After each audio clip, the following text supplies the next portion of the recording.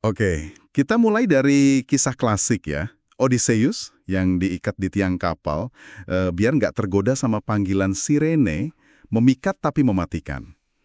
Anda mungkin ya merasa mirip-mirip gitu setiap hari. Ditarik ke sana kemari. Nah, mari kita coba bedah bareng sumber-sumber ini. Hari ini kita mau bahas tuntas soal perhatian. Gimana sih perhatian ini jadi sumber daya paling berharga di abad 21? Kenapa rasanya kok direbut terus? Dan dampaknya ke hidup kita gimana? Misi kita ya, memahami inti ekonomi perhatian itu loh. Sistem di mana perhatian kita jadi komoditas dan efeknya buat Anda. Kita lihat dari sejarah, teknologi, sampai psikologi. Iya menarik ya gimana sirene mitos Yunani itu yang konotasinya bahaya tapi menarik, sekarang jadi nama buat suara ambulans atau polisi, ada benang merahnya gitu. Sirene modern yang idenya dari John Robinson terus disempurnakan di Prancis, tujuannya kan cuma satu, rebut perhatian kita di tengah bising. Dan itu ya berhasil banget di mana-mana. Dan ironisnya pengalaman kita, perhatian kita kayak direbut paksa sama suara itu. Itu jadi kayak kondisi permanen kita sekarang ya, bukan cuma suara fisik, tapi panggilan sirene terus-menerus dari notif, email kerjaan, bahkan pas kita lagi coba fokus ke hal penting, rasanya kayak kehilangan kendali gitu. William James pernah bilang, pengalaman saya adalah apa yang saya setujui untuk diperhatikan.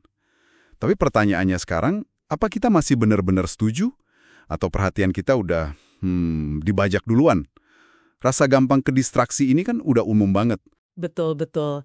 Tapi gini, kegelisahan soal teknologi baru ini sebenarnya bukan hal baru ya. Sekarang kita dengar istilah heroin digital, ada buku The Anxious Generation, bahkan cerita orang Silicon Valley sendiri yang menjauhkan anak mereka dari gadget bikinannya. Tapi kalau kita lihat ke belakang, kepanikan moral semacam ini tuh udah sering kejadian. Dulu Socrates khawatir tulisan bikin ingatan lemah. Terus ada juga ketakutan soal novel picisan, radio, majalah, dianggap merusak moral lah, bikin antisosial lah. Wah, iya juga ya. Perspektif sejarahnya menarik. Komikus Randall Munroe dari XKCD itu kan pernah bikin semacam pemetaan keluhan soal cepatnya laju hidup modern. Ternyata udah ada dari abad 19. Orang dulu juga ngeluh surat kegeser catatan singkat. Nah, ini jadi muncul pertanyaan kunci dari sumber Anda. Situasi kita sekarang ini lebih mirip panik soal komik yang ternyata nggak bahaya, atau jangan-jangan malah kayak pas tembakau muncul, yang dampaknya, wah, destruktif. Ini perdebatannya masih kencang loh. Sampai seruan Sarjen Jenderal AS soal label peringatan medsos aja ditentang peneliti lain. Jadi, emang belum ada kesepakatan. Iya, belum jelas arahnya kemana, tapi satu hal yang pasti. Perhatian jadi krusial banget sekarang. Kenapa? Ya karena perhatian itu sumber dayanya terbatas, sementara informasi, wah melimpah ruah, nggak ada habisnya. Kelengkahan inilah yang bikin perhatian jadi bernilai. Dan yang lebih dalam lagi, ini bukan kayak minyak atau batu bara ya, yang kita tambang dari luar. Perhatian itu adanya di dalam diri kita, bagian inti dari kita sebagai manusia. Jadi mengekstraknya itu, ya seperti disebut di sumber Anda, bisa kerasa kayak membobol pikiran kita sendiri. Makanya ini personal banget, dan ya bisa bikin resah. Dan kita lihat nilai eksternalnya di mana-mana kan? Mau kampanye politik, ya butuh perhatian pemilih. Mau buka usaha kue kecil-kecilan, butuh perhatian calon pembeli. Cari kerja, cari jodoh pun, fondasinya ya dapat perhatian dulu. Ini benar-benar mengubah lanskap ekonomi. Dulu kan raksasa ekonomi itu perusahaan minyak, otomotif. Sekarang, coba lihat Apple, Google, Meta, Amazon. Mereka itu perusahaan perhatian. Amazon aja yang kita kira toko online biasa, intinya itu raksasa perhatian dan logistik juga. Nah iya, dan merek itu jadi salah satu alat utama buat nangkep perhatian. Naomi Klein di No Logo kan bahas itu gimana fokus industri geser dari produk ke citra merek. Contoh kasus makanan hewan Menu Foods tahun 2007 itu jelas banget. Pas ada penarikan produk karena kontaminasi, baru ketahuan kalau satu pabrik itu bikin buat hampir semua merek besar. Dari yang murah sampai yang premium. Produknya bisa jadi sama persis atau mirip banget. Yang beda apa? Ya mereknya. kemasan yang berhasil narik perhatian Anda di rak toko. Jadi bisa aja Anda bayar lebih mahal buat produk yang sama, cuma karena satu merek lebih jago narik atensi Anda. Gitu. Itu contoh kuat banget ya soal nilai komersial perhatian. Terus, gimana perhatian ini diekstraksi atau ditambang? Seringkali kita nggak sadar kan, sumber Anda nyinggung ini terjadinya di level prasadar, sensorik. Mirip cara kerja suara sirene tadi. Beda ya sama kerja paksa zaman industri dulu, yang kata Marx itu alienasi, rasa terasing dari kerjaan dan diri sendiri. Mungkin penyebabnya beda, tapi rasa terputus dari diri sendiri pas perhatian kita dibajak terus-terusan ini, bisa jadi rasanya mirip buat sebagian orang. Akibatnya ya itu tadi, kita semua kayak kejebak dalam perang memperebutkan perhatian di mana-mana. Di ruang publik, komersial, sosial, bahkan ngasuh anak. Makanya nggak heran kalau kita semua rasanya capek. Contohnya siklus berita perang Ukraina yang Anda sebut tadi. Liputan gede di awal, terus pelan-pelan hilang, keganti berita lain. Itu kan bukan semata-mata keputusan redaksi, ya, tapi lebih karena perhatian kolektif kita kayak angin buat kapal layar. Itu udah pindah haluan. Perhatian massa yang mentuin apa yang bertahan. Bahayanya jelas, kalau perhatian membentuk realitas, terus nentuin nyawa mana yang penting. Bandingin aja perhatian ke satu kecelakaan pesawat sama angka kematian COVID harian yang jauh lebih tinggi tapi kurang dapat sorotan. Nah, apa aja yang jadi nggak kelihatan? Yang terlupakan? Jadi kesimpulannya, dari mitos sirene sampai algoritma media sosial, kelihatan banget ya, perhatian udah jadi medan perang utama zaman kita. Sumber daya paling dicari, yang ngebentuk pengalaman internal kita, sekaligus juga realitas kolektif kita. Iya, sumber-sumber ini bantu banget menjelaskan kenapa Anda mungkin sering ngerasa pikiran itu ditarik ke sejuta arah, semacam kelelahan atensi yang khas banget di era ini. Fokus kita terus ditantang, terus dimonetisasi. Dan ini membawa kita ke satu pertanyaan penutup nih, untuk Anda renungkan. Mengingat perhatian kita ini terbatas banget, dan perebutannya sengit sekali, aspek krusial apa ya dari dunia kita atau mungkin dari diri kita sendiri yang tanpa sadar kita abaikan atau lupakan hanya karena kalah dalam perang tanpa henti untuk dapat fokus kita. Sesuatu untuk dipikirkan. Anda sedang mendengarkan Buku Audio Bahasa. Temukan buku kesayangan Anda di YouTube, Buku Audio Bahasa. Dengarkan, eksplorasi, dan nikmati petualangannya. Selamat datang di pembahasan kita kali ini. Kita mau ngupas sesuatu yang Anda pakai terus tiap hari, tapi mungkin jarang kepikiran. Atensi, perhatian Anda. Betul. Sumber kita kali ini kutipan dari buku yang bahas ini. Tujuannya, ya biar kita sama-sama paham apa sih atensi itu. Kok kayaknya rumit ya? Dan gimana cara kerjanya dalam hidup Anda sehari-hari. Oke, kita mulai aja ya. Iya, oke. Apalagi di zaman sekarang, informasi kan banjir banget ya. Justru atensi kita ini jadi barang langka. Ada pakar, Herbert Simon, bilang kalau informasi melimpah, pasti ada yang jadi langka. Apa tuh yang langka? Yaitu perhatian kita, atensi. Karena informasi itu memakan atensi. Informasi gampang didapat, tapi atensi Anda, wah, itu mahal harganya. Oke, jadi atensi itu apa dong intinya? Dulu banget, ada William James, tahun 1890-an dia bilang itu kayak pikiran kita menguasai satu hal di antara banyak kemungkinan lain yang muncul barengan. Intinya, ya fokus, konsentrasi, terus nggak peduli sama yang lain dulu. Dengerinnya sih simple ya. Kelihatannya simple, tapi ternyata wah rumit banget. Sampai ada yang nanya, ini konsep atensi sebenarnya nyambung nggak sih? Biar gampang kita pakai contoh pesta koktail aja gimana? Boleh. Pesta koktail, oke. Oke. Yang pertama nih, ada namanya atensi volunteer. Ini pas Anda sengaja, secara sadar, milih mau fokus kemana. Misalnya di pesta itu, Anda fokus ngobrol sama teman di depan Anda. Jadi kita yang ngontrol gitu ya? Iya, lampu sorot. Persis. Kayak lampu sorot panggung yang Anda arahkan sendiri. Nah, cara kerjanya itu dia aktif neken semua gangguan lain. Suara lain, pemandangan lain ditekan. Ditekan. Seberapa kuat nekannya? Kuat banget. Ada loh eksperimen terkenal. Mungkin Anda pernah dengar, tes gorila tak terlihat. Oh, yang itu ya? Yang orang main basket? Iya, betul. Orang disuruh fokus hitung berapa kali bola basket dioper. Saking fokusnya mereka nggak sadar ada orang pakai kostum gorila jalan santai di tengah-tengah mereka. Nggak lihat sama sekali. Serius? Gorila lo itu? Serius. Itu namanya inattentional blindness. Jadi saking fokusnya kita sama satu hal, kita bisa buta sama hal lain yang jelas-jelas ada di depan mata, walau aneh atau mencolok. Wow, oke. Fokus yang membutakan. Terus nih, lagi asyik fokus ngobrol di pesta, tiba-tiba duar. Ada suara nampan jatuh, gelas pecah. Nah, Semua orang langsung noleh kan? Termasuk kita yang tadi lagi fokus banget. itu dia jenis kedua, attention involuntar. Perhatian Anda tuh kayak dicuri paksa. Bukan Anda yang mau, tapi ada stimulus kuat dari luar, suara keras tadi, atau gerakan tiba-tiba yang otomatis narik perhatian. Otomatis ya? Iya, ini penting banget buat pertahanan diri. Biar kita nggak keasyikan fokus sampai nggak sadar ada bahaya gitu. Yang unik nih, meski atensi volunteer tadi nekan gangguan, Iya. otak kita tuh ternyata diam-diam tetap monitor loh sekeliling kita. Jadi Ya. dia siap narik perhatian kita kalau ada sesuatu yang dianggap penting atau ya itu tadi mengancam. Iya. Kayak alarm gitu. Oke. Jadi ada fokus pilihan, ada fokus curian. Tapi kayaknya ada lagi deh yang lebih aneh. Gimana tuh? Masih di pesta yang sama nih. Lagi asyik ngobrol, fokus, terus dari suara rame-rame di sekitar kok kayak sayup-sayup dengar nama kita disebut ya. Di obrolan orang lain, di meja sebelah gitu. Ah, ya.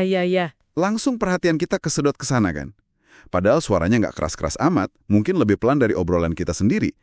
Ini bukan sekedar involunteer karena suara keras dong. Tepat sekali. Ini dia contoh atensi sosial, jenis ketiga. Nah, ini yang bikin bingung sekaligus keren. Gimana caranya otak kita bisa nangkap nama kita, padahal logikanya kan dia lagi aktif neken suara-suara lain di sekitar. Iya juga ya. Kok bisa?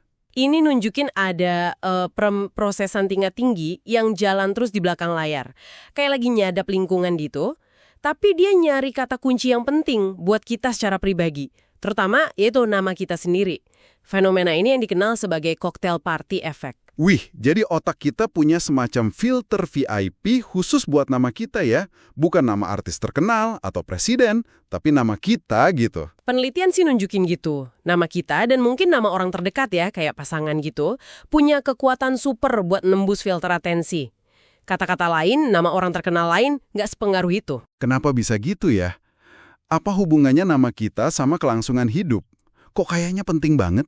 Nah, ini ada kaitannya sama sifat dasar kita sebagai makhluk sosial. Pernah baca Harari kan? Manusia itu lahir lemah banget, butuh diasuh lama sekali, jauh lebih lama dari mamalia lain. Oh ya, karena otak besar dan jalan tegak itu ya? Betul. Jadi, kelangsungan hidup kita dari dulu tuh bergantung banget sama perhatian dan kepedulian orang lain. Makanya, secara naluri, kita jadi super peka sama siapa aja yang lagi merhatiin kita. Dan nama kita disebut, itu sinyal kuat kalau kita lagi jadi pusat perhatian orang lain. Ah, masuk akal. Jadi ini bawaan biologis ya? Bisa dibilang gitu. Nah, dari kesadaran sosial ini juga muncul satu perbedaan penting banget dalam soal atensi. Bedanya antara sekedar merebut perhatian sama mempertahankannya. Oh, beda ya? Merebut sama mempertahankan. Beda banget. Merebut perhatian itu relatif gampang. Pakai aja sesuatu yang baru, yang keras, yang aneh, yang mengejutkan.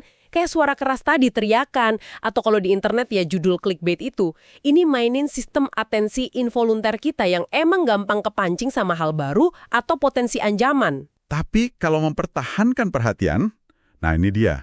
Susah ya? Jauh lebih susah. Anda bisa aja, maaf nih, nembak ke langit-langit buat semua orang di ruangan noleh ke Anda. Itu merebut perhatian. Tapi Anda nggak bisa maksa mereka duduk manis dengerin Anda ngolong 2 jam setelah itu. Diancam pun belum tentu mempan. Bener juga. Malah bisa bosan ya. Katanya kan Sandra atau tentara di medan perang aja, di sela-sela tegangnya, sering banget malah merasa bosan. Persis. Kebosanan itu kuat banget. Jadi mempertahankan perhatian itu beda permainannya. Mungkin analoginya kayak rasa lapar sama makanan. Gimana tuh? Sama-sama mekanisme dasar buat bertahan hidup kan. Ada dorongan biologis dasar lapar, terus kita suka gula, garam, lemak. Ini gampang dieksploitasi, contohnya sama industri makanan olahan. Tapi Tapi kan selera makan kita jauh lebih kompleks dari sekedar gula, garam, lemak kan. Variasinya luar biasa. Nah sama kayak atensi. Apa yang bisa mempertahankan perhatian kita itu juga kompleks banget. Sangat personal, tergantung budaya, nggak ada rumus pastinya. Bukan sekedar trik kejut sesaat. Mempertahankan perhatian itu kayak semacam alkimia misterius gitu. Alkimia misterius. Suka saya istilahnya. Oke, jadi kita udah lihat nih, paling nggak ada 3 wajah atensi ya.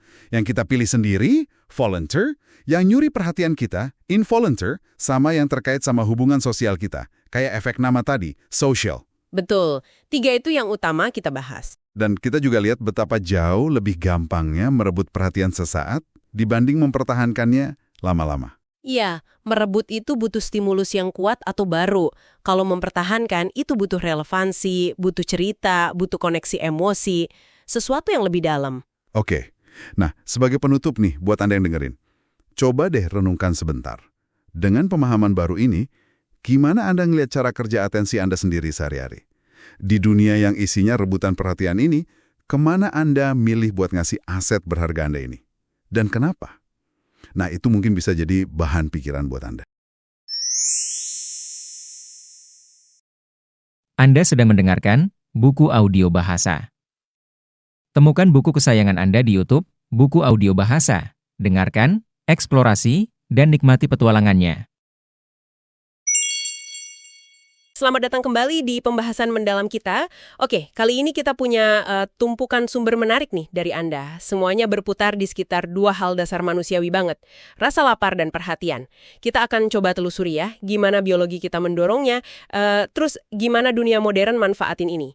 Dan juga sisi menariknya, soal betapa beragamnya selera kita. Siap, materi Anda ini juga beragam loh. Ada soal biologi evolusioner, analisis industri makanan, riset soal kecanduan judi, sampai pandangan filsafat. Intinya, kenapa kita kayaknya susah banget gitu buat diam.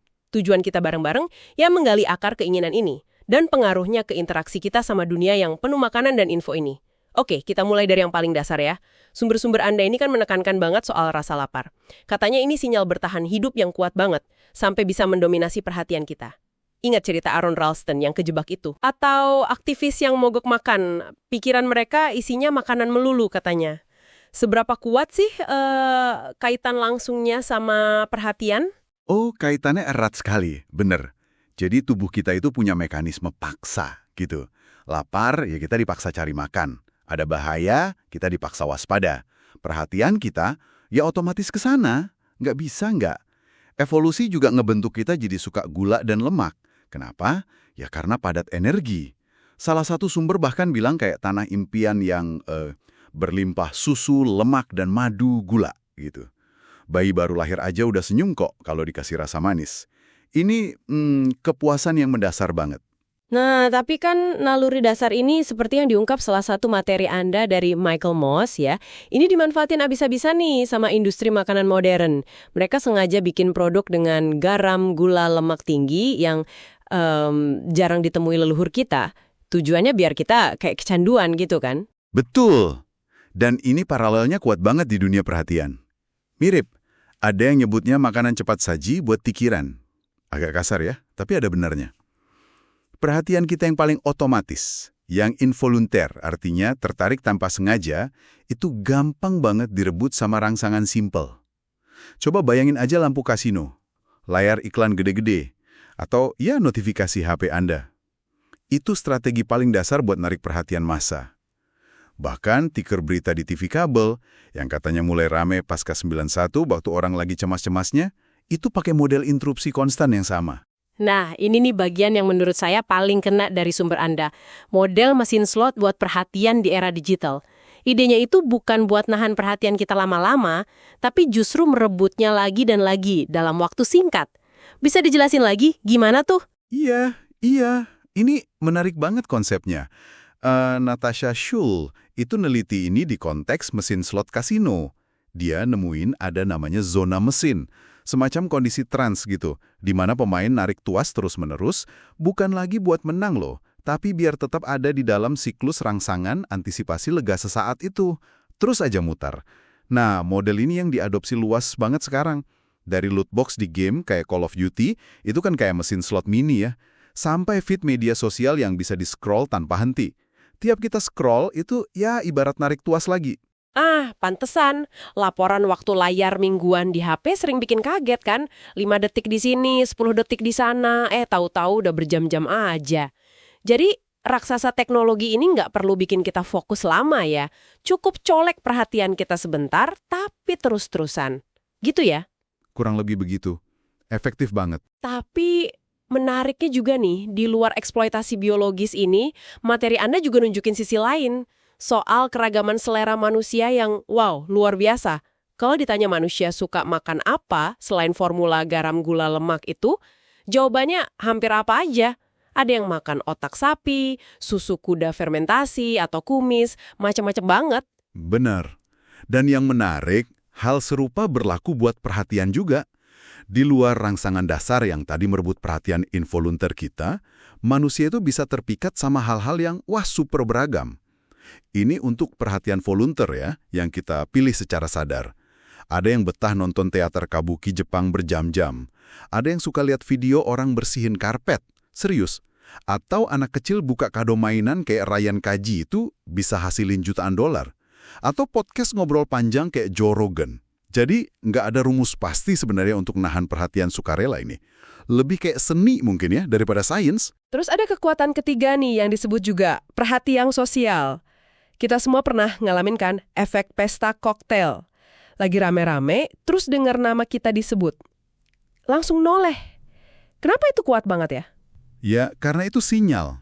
Sinyal kalau kita lagi jadi fokus perhatian orang lain. Itu penting buat kita secara sosial. Nah, teknologi modern, ini seperti kata Tristan Harris di salah satu sumber, itu kayak membongkar mekanisme ini, terus dimanfaatin. Iklan yang manggil nama Anda langsung, notifikasi kalau Anda di-mention atau di-tag, itu semua manggil perhatian sosial kita. Platform sengaja bikin interaksi ini buat memaksimalkan keterlibatan, memicu dorongan dasar kita buat diakui secara sosial. Makanya kita bisa kompulsif gitu ngecek notifikasi terus. Ada dorongan itu. Masuk akal.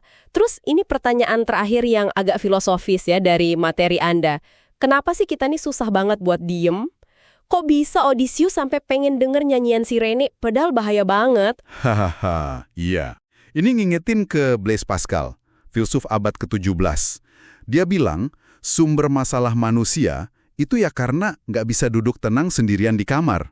Kita ini kayaknya selalu cari pengalihan. Karena takut gitu, kalau diem malah kepikiran hal-hal berat soal kefanaan kita mungkin. Bahkan ada studi dari Universitas Virginia yang dikutip, gila juga sih, partisipan lebih milih disetrum ringan daripada duduk diem aja tanpa stimulasi. Hah? Serius? Milih disetrum? Iya. Ini kan mirip banget sama refleks kita ngambil HP pas lagi ngantri atau baca bungkus serial pas sarapan. Ada aja yang dicari buat ngisi kekosongan. Oke, jadi kalau kita rangkum nih ya, dorongan biologis dasar kita buat makan dan perhatiin sesuatu itu emang nyata dan kuat banget. Sistem modern, wah pinter manfaatinnya, terutama lewat model rebut berulang kayak mesin slot itu, sama eksploitasi perhatian sosial kita. Tapi di sisi lain, selera kita baik buat makanan atau fokus perhatian, ternyata luas banget dan kadang nggak terduga. Iya, jadi paling nggak dengan memahami cara kerja perhatian ini, gimana ia bisa dipanggil, direbut, dan kadang ditahan, itu bisa jadi bekal awal lah buat Anda.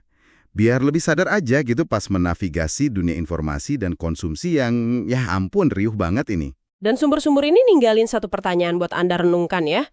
Kalau Pascal bener kita cari pengalihan, biar nggak usah mikir dalam-dalam soal hidup, apa sih sebetulnya yang kita hindari pas kita terus-terusan ngisi perhatian kita sama interupsi dan rangsangan ini? Apa ya yang mungkin kita temukan kalau sesekali kita berani milih hening? Walaupun rasanya gak nyaman, sesuatu untuk dipikirkan. Anda sedang mendengarkan buku audio bahasa. Temukan buku kesayangan Anda di YouTube, buku audio bahasa. Dengarkan, eksplorasi, dan nikmati petualangannya. Pernah dengar cerita Odysseus?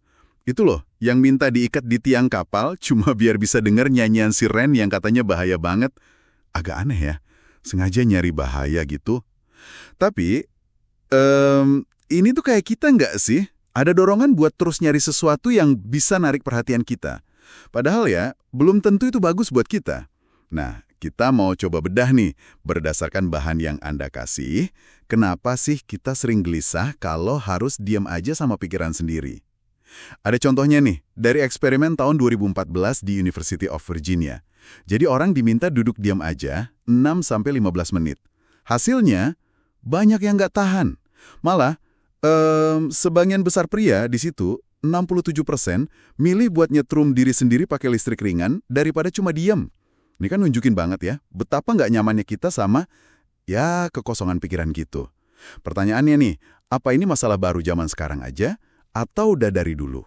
Ternyata filsuf Blaise Pascal udah ngomongin ini loh, tahun 1670-an. Iya, betul sekali. Pascal itu bilang, sumber utama ketidakbahagiaan manusia ya karena itu, nggak bisa tenang sendirian di kamar. Kita itu, kata dia, selalu butuh diversion. Apa ya, pengalih perhatian gitu. Buat lari dari mikirin hal-hal yang nggak enak kayak kefanaan kita, penyakit, kematian. Dia kasih contoh raja. Raja yang punya segalanya pun katanya butuh hiburan terus-menerus.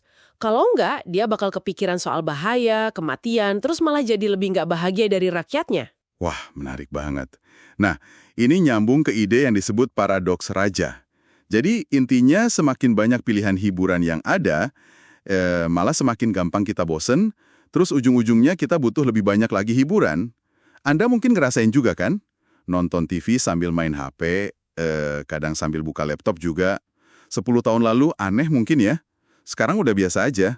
Ini kayak jebakan ya. Tepat, ini semacam jebakan. Dan ini memunculkan pertanyaan lagi nih. Apa rasa bosan ini tuh emang bawaan manusia secara universal? Atau lebih karena budaya ya? Soalnya, ada kontras yang cukup mencolok dari beberapa masyarakat, misalnya suku Kovan di Amazon, atau Warpiri di Australia, atau Nalotan di Fiji. Di bahasa mereka itu ternyata nggak ada kata atau konsep untuk bosan. Mereka tuh kayaknya nyaman-nyaman aja gitu, menghabiskan waktu cuma duduk, ngeliatin sekitar, mikir, ya nggak ngapa-ngapain. Ini jadi kayak ngasih petunjuk ya, bahwa kebosanan yang kita kenal sekarang ini mungkin bukan sesuatu yang, ya, biologis gitu. Ada peneliti, Yasmin Musharbash, dia neliti suku Warpiri. Dia berpendapat kalau kebosanan itu kayak konsep impor buat mereka, munculnya barengan sama struktur waktu modern. Tahu kan? Jam kerja, jam sekolah yang kayak gitu. Aturan waktu ini katanya terasa kayak baju pengekang buat cara hidup mereka yang lebih cair. Nah, dari situ, rasa bosan mulai dikenal. Oke, jadi kalau kebosanan bukan takdir biologis, gimana dia muncul di masyarakat industri? Kayaknya ada jenis kebosanan lainnya di sini. Yang sumber kita sebut kejenuhan atau tedium, akibat kerja yang monoton, berulang-ulang terus. Marx juga nyorot ini kan, soal alienasi. Betul. Pekerjaan kayak gitu memang menyita perhatian kita, tapi nggak bikin kita terserap. Cuma bikin capek, jenuh gitu. Perhatiannya kepake, tapi nggak puas. Nah, di sisi lain, ada ramalan dari John Maynard Keynes. Dia ngebayangin masa depan di mana teknologi udah maju banget, kita jadi bebas dari kerja keras. Tapi dia malah khawatir, justru kelimpahan waktu luang ini katanya bakal melahirkan jenis kebosanan lain. Namanya kebosanan eksistensial atau ennui. Kita kehilangan tujuan hidup yang biasanya didapat dari kerja. Terus jadi bingung, ini waktu luang mau diisi apa, biar hidup terasa berarti dan ya menyenangkan. Jadi ironis ya, kerja paksa bikin jenuh, kebanyakan waktu luang juga bisa bikin bosan eksistensial. Terus gimana semua ini nyambungnya ke zaman kita sekarang, era digital ini? Perkembangan media, mulai dari film, radio, TV, sampai internet, seolah-olah jadi solusi buat ngisi waktu luang dan pikiran kita yang gelisah itu kan. Puncaknya mungkin ya fitur kayak infinite scroll, itu loh, yang bikin kita bisa nge-scroll terus tanpa henti. Yang nyiptain Azar Raskin, dia ngaku tujuannya emang buat nahan perhatian kita.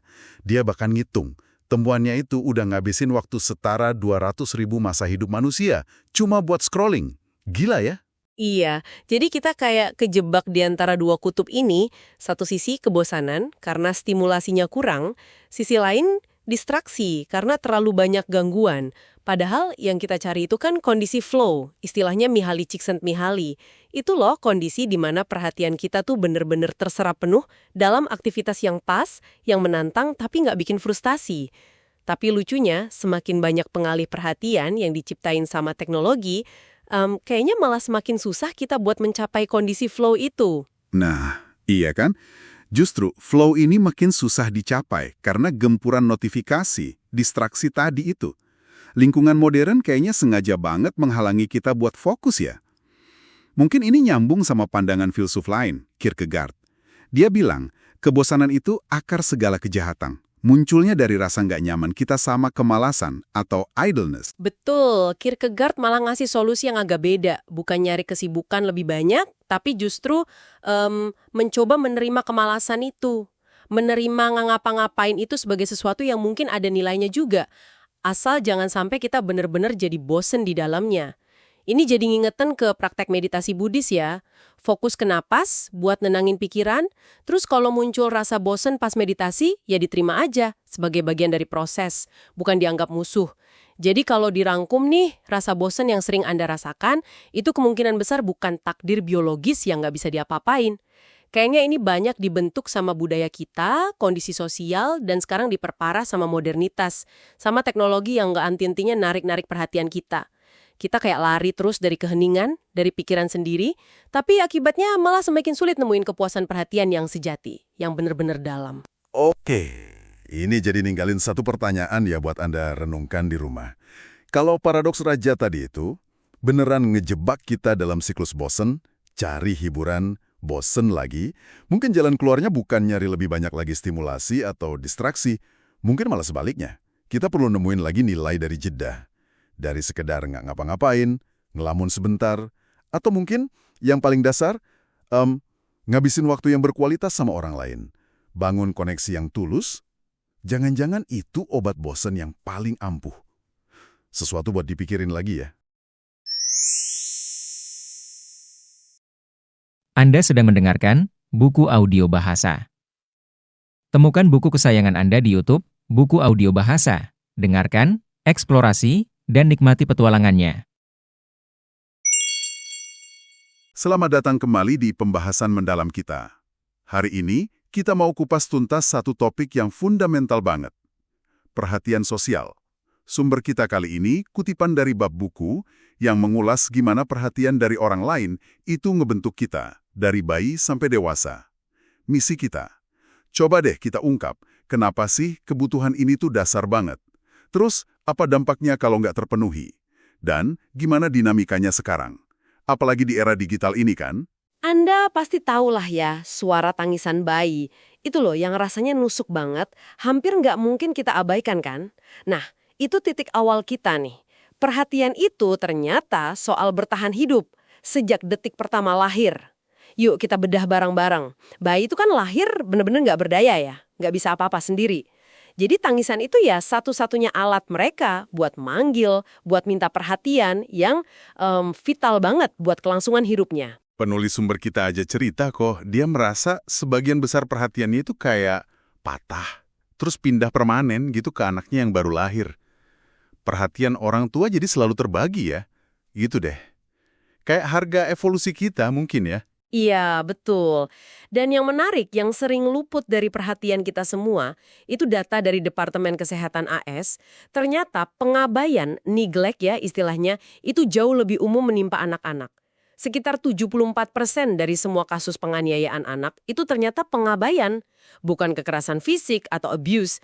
Dan yang lebih penting lagi, dampak jangka panjang dari pengabaian kronis ini bisa jadi lebih merusak perkembangan anak dibanding kekerasan fisik, meskipun ya jarang jadi berita utama. Wah, 74% itu tinggi banget ya. Jadi fokus kita ke kekerasan fisik selama ini mungkin agak, gimana ya, agak menutupi masalah pengabaian yang lebih luas dan dampaknya yang sedalam itu ya. Tepat sekali. Ini menegaskan betapa krusialnya perhatian yang positif, yang suportif, terutama di awal-awal kehidupan. Penting banget. Nah, kebutuhan akan perhatian ini kan nggak hilang ya waktu kita dewasa. Cuma mungkin bentuknya aja yang berubah. Kita bisa lihat efek ekstrimnya kalau perhatian itu hilang total. Contoh paling jelas ya, hukuman kurungan isolasi di penjara. Solitary confinement. Dulu di Amerika ada namanya Pennsylvania System. Itu dianggap cara reformasi yang beradab. Tapi orang kayak Tocqueville sama Dickens ngelihatnya beda. Mereka bilang itu siksaan. Tocqueville bilang itu kayak membunuh perlahan. Dickens malah bilang kayak mengubur orang hidup-hidup. Serem ya? Dan penderitaannya itu universal, terasa banget secara psikologis. Penyair William Blake, dia pernah ngalamin itu. Dia bilang rasanya kayak sesuatu yang fisik di dalam yang seolah mencekik kewarasan kita. Bahkan Nelson Mandela, di autobiografinya, dia nulis loh. Dia lebih milih dihukum cambuk daripada diisolasi. Kutipannya kuat banget. Tidak ada yang lebih merendahkan martabat selain ketiadaan teman manusia. Sampai segitunya. Bayangkan, milih dicambuk daripada sendirian itu wow, itu benar-benar nunjukin betapa dalamnya ya kebutuhan dasar kita akan koneksi sama orang lain. Betul, bahkan sekedar diakui keberadaannya aja sama orang lain, itu udah signifikan banget buat kita. Ironisnya nih, di era modern kayak sekarang, kita kan punya lebih banyak privasi, lebih banyak waktu buat sendiri. Jumlah rumah tangga yang isinya cuma satu orang itu naik drastis. Di AS saja lebih dari 1/4, bahkan di kota kayak Stockholm katanya sampai 60%. Tapi justru ini malah, gimana ya, menciptakan kondisi yang subur buat tingkat kesepian yang mungkin belum pernah terjadi sebelumnya. Subjektif. Tapi ya memang terlalu banyak sendiri itu seringkali bikin kita jadi merasa sepi. Risetnya John Cacioppo itu nunjukin kalau kesepian itu mungkin berevolusi jadi semacam sinyal bahaya buat kita. Mirip rasa sakit fisik gitu. Fungsinya ngasih tahu kalau ikatan sosial kita yang penting buat perlindungan itu lagi terancam. Dan kesepian kronis itu udah terbukti dampaknya buruk banget buat kesehatan. Ada satu studi malah bilang dampaknya setara dengan merokok 15 batang sehari. Serius? Setara 15 batang rokok? Wah, itu dampak yang luar biasa serius ya. Nggak heran kalau Surgeon General di AS sampai nyebut ini epidemi. Memang, ini udah jadi isu kesehatan masyarakat yang cukup signifikan sekarang. Oke, setelah kita lihat dampak ketiadaan perhatian yang separah itu, mungkin sekarang kita perlu definisikan lebih jelas lagi ya. Apa sih sebenarnya perhatian sosial yang kita omongin ini? Kalau dalam bentuk paling dasar nih, ya kondisi di mana kita sekedar diperhatikan sama orang lain. Udah gitu aja. Nggak perlu sampai dicinta atau dibenci. Cukup kesadaran orang lain kalau kita tuh ada. Contohnya gampang, pelayan yang nggak sengaja jatuhin nampan di pesta. Kan semua mata langsung ke dia tuh. Nah, itu dia, perhatian sosial. Ini tuh kayak prasyarat buat hubungan yang lebih dalam, kayak cinta atau persahabatan. Tapi ya nggak menjamin juga. Ingat contoh kakak yang adiknya baru lahir tadi. Yang hilang kan fokus perhatian orang tuanya, dan dia cuma pengen itu balik lagi. Perhatian sosial itu nggak selalu timbal balik. Bisa aja kita kasih perhatian ke orang lain atau mereka ke kita, tapi nggak selalu barengan atau seimbang. Ini kan sumber banyak konflik hubungan ya, merasa nggak didengerin, nggak diperhatiin. Kedua, perhatian itu bisa kita arahkan ke orang yang nggak kita kenal sama sekali, kayak selebriti atau politisi, atau bahkan ke orang yang nggak hadir di situ pas lagi ngegosip misalnya. Antropolog Robin Dunbar malah punya teori loh, kalau bahasa itu mungkin evolusinya sebagai cara yang lebih efisien buat tukar-menukar perhatian sosial dalam kelompok yang besar. Jadi bahasa itu menggantikan fungsi grooming, saling merawat fisik, kayak pada primata, yang fungsinya memperkuat ikatan sosial. Tapi kan grooming cuma bisa satu-satu, kalau ngobrol bisa ke banyak orang. Menarik teorinya. Nah, ngomongin perhatian dari orang nggak dikenal, ada satu aspek unik lagi nih. Perhatian dari orang asing. Atau ya ketenaran lah ya, fame. Ini sih bukan hal baru ya, Alexander Agung aja udah ngejar itu ribuan tahun lalu. Tapi media sosial bikin ini jadi jauh lebih umum sekarang. Siapa aja kayaknya bisa viral ya, tiba-tiba dikenal ribuan, bahkan jutaan orang asing. Penulis sumber kita juga cerita pengalamannya sebagai figur publik. Yang menarik banget dari fenomena ketenaran modern ini adalah asimetri dampaknya ke kita. Perhatian positif dari orang asing misalnya, pujian gitu ya, efek senangnya itu cenderung cepet pudar. Sebentar aja udah biasa lagi rasanya. Tapi, nah ini dia, perhatian negatif, kritik pedas, hinaan online, itu rasanya sakit banget. Hampir sama sakitnya kayak kalau datang dari orang terdekat kita. Mekanisme psikologis kita kayaknya susah bedainnya. Kita kan berevolusi buat peduli sama opini orang-orang di lingkaran sosial kita aja, bukan sama arus perhatian masif dari ribuan orang yang nggak kita kenal sama sekali. Jadi itu mungkin ya sebabnya kenapa komentar negatif di internet, meskipun dari anonim, rasanya nusuk banget gitu. Karena otak kita belum beradaptasi ya. Bisa jadi begitu. Ini salah satu perangkap ketenaran di era digital yang perlu kita waspadai. Oke, jadi jelas banget ya, perhatian sosial ini benar-benar kebutuhan mendasar. Kayak udara lah buat kita. Ketiadaannya bisa merusak banget, sementara keberadaannya yaitu ngebentuk semua interaksi kita, baik langsung atau nggak langsung, positif maupun negatif. Dan teknologi modern, terutama media sosial, ini benar-benar udah ngubah skala, kecepatan, dan sifat aliran perhatian ini secara drastis ya. Betul sekali. Dan ini membawa kita ke satu pertanyaan penutup nih. Mungkin buat Anda renungkan.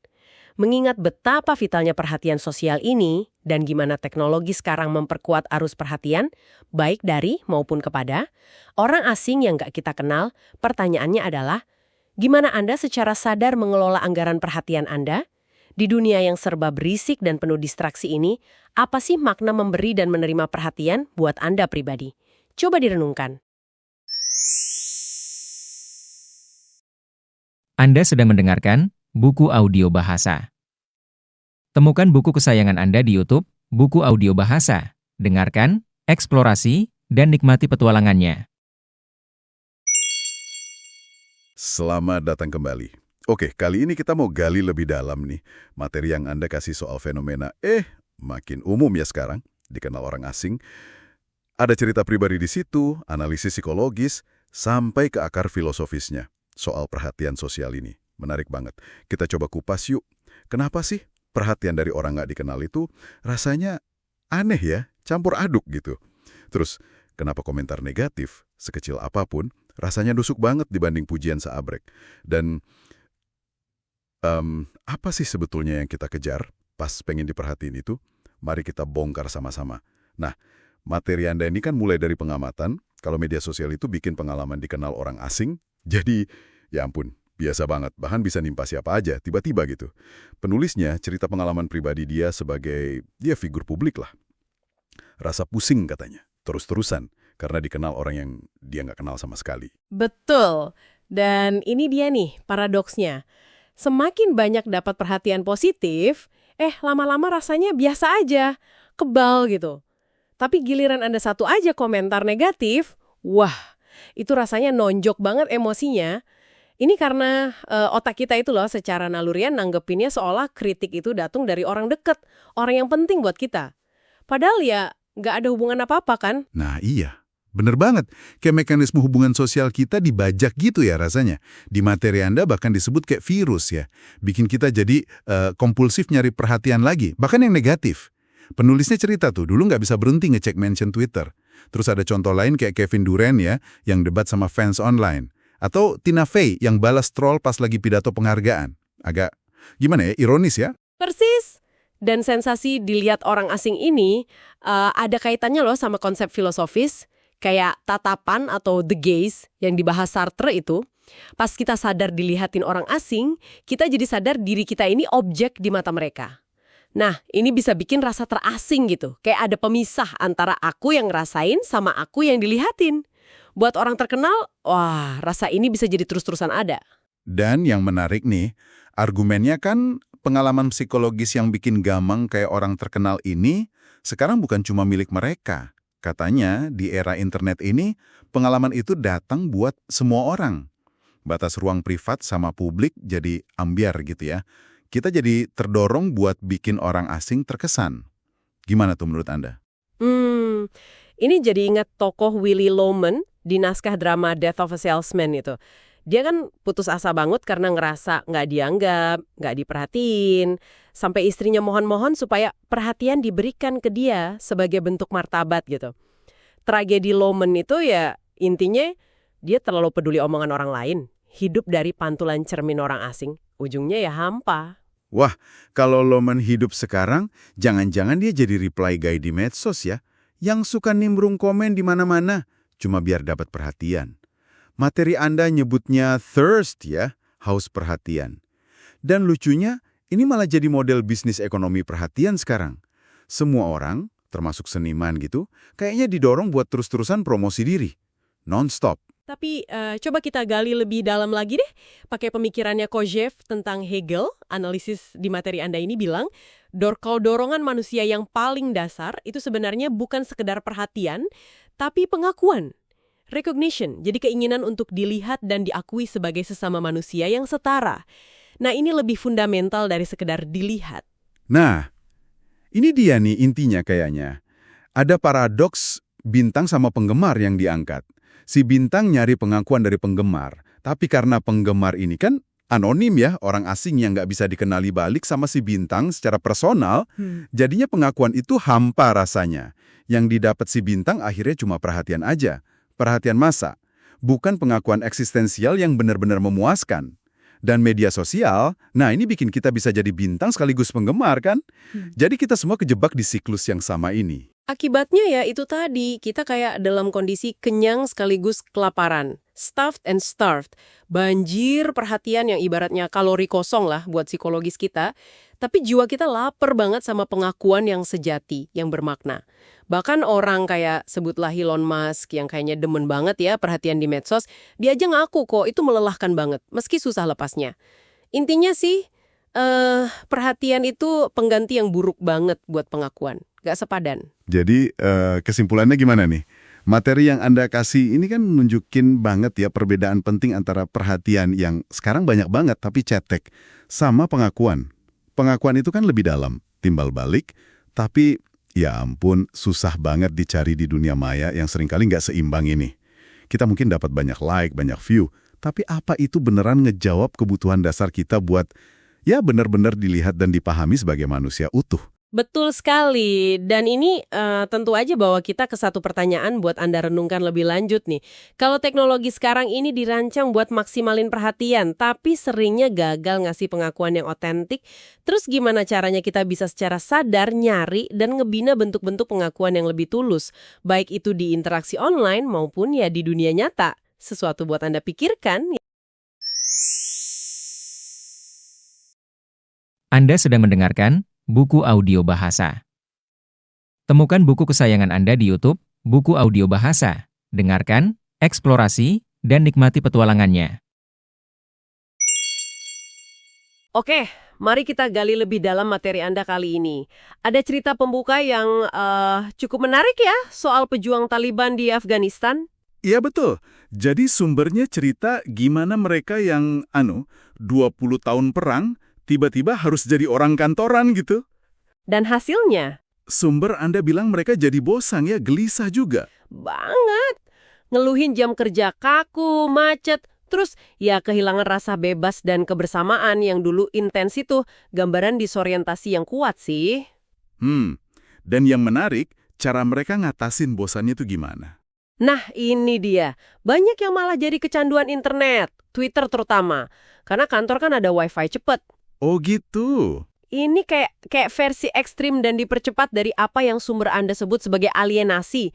Keterasingan di zaman sekarang. Alienasi ya, oke, ini konsep kunci yang mau kita bedah lebih jauh. Kayaknya sumber-sumber Anda ini menghubungkan perasaan personal, kayak bosen tadi, dengan sistem yang lebih gede ya. Tepat. Terutama cara perhatian kita ini dikelola dan mungkin bisa dibilang diperdagangkan sekarang ini. Jadi misi kita kali ini mau lihat gimana pengalaman internal kita ini nyambung ke ekonomi dan teknologi di luar sana ya. Iya, betul. Kita telusuri akar rasa keterasingan modern ini. Khususnya gimana perhatian Anda sendiri itu jadi semacam ya medan perebutan ekonomi. Menarik. Sumber Anda langsung nyambungin ini ke Karl Marx loh, soal alienasi pekerja pabrik. Agak lompat ya dari Taliban ke Marx. Gimana benang merahnya? Hehe, iya kelihatannya jauh. Tapi Marx pakai istilah Entfremdung, dia lihat gimana pekerja pabrik itu kehilangan koneksi sama hasil kerjanya. Maksudnya? Beda sama pengrajin sepatu gitu, yang bangga sama sepatunya. Buruh pabrik kan cuma ngerjain satu bagian kecil, monoton, berulang-ulang. Oke. Tenaga kerja mereka jadi komoditas.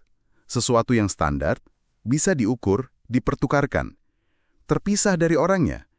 Nah, argumen sumber Anda mirip nih kejadiannya sama perhatian kita sekarang. Jadi bukan tenaga fisik, tapi fokus mental kita yang jadi komoditas. Gimana itu prosesnya? Persis. Perhatian itu kan penting banget buat kita, ya kan? Selalu ada. Tapi yang namanya kapitalisme perhatian, itu istilah sumbernya, ini mengubah perhatian jadi sesuatu yang bisa dipecah-pecah, diukur, walau ukurnya susah ya. Iya, iya. Terus dijual beli, dilelang algoritma super cepat. Perhatian Anda, itu direduksi jadi impresi, klik, engagement. Jadi kita kayak bola mata atau jari aja gitu ya? Nah, ini bentuk alienasi baru. Fokus kita rasanya diarahkan kekuatan luar, bukan murni pilihan kita lagi. Dan ini sebenarnya bukan fenomena baru-baru amat kan ya, akarnya jauh ke belakang. Benar. Sumber Anda bilang ini mulai setiganya abad 19.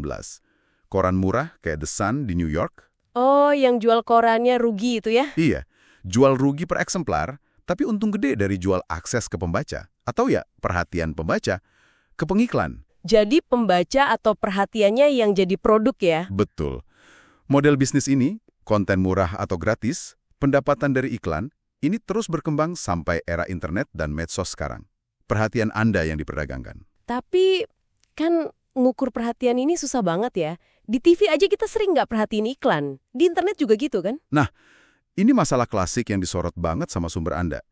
Pengiklan tuh dari dulu ragu. Iklannya dilihat beneran nggak sih? Teknologi digital emang nawarin pelacakan canggih, tapi muncul masalah baru.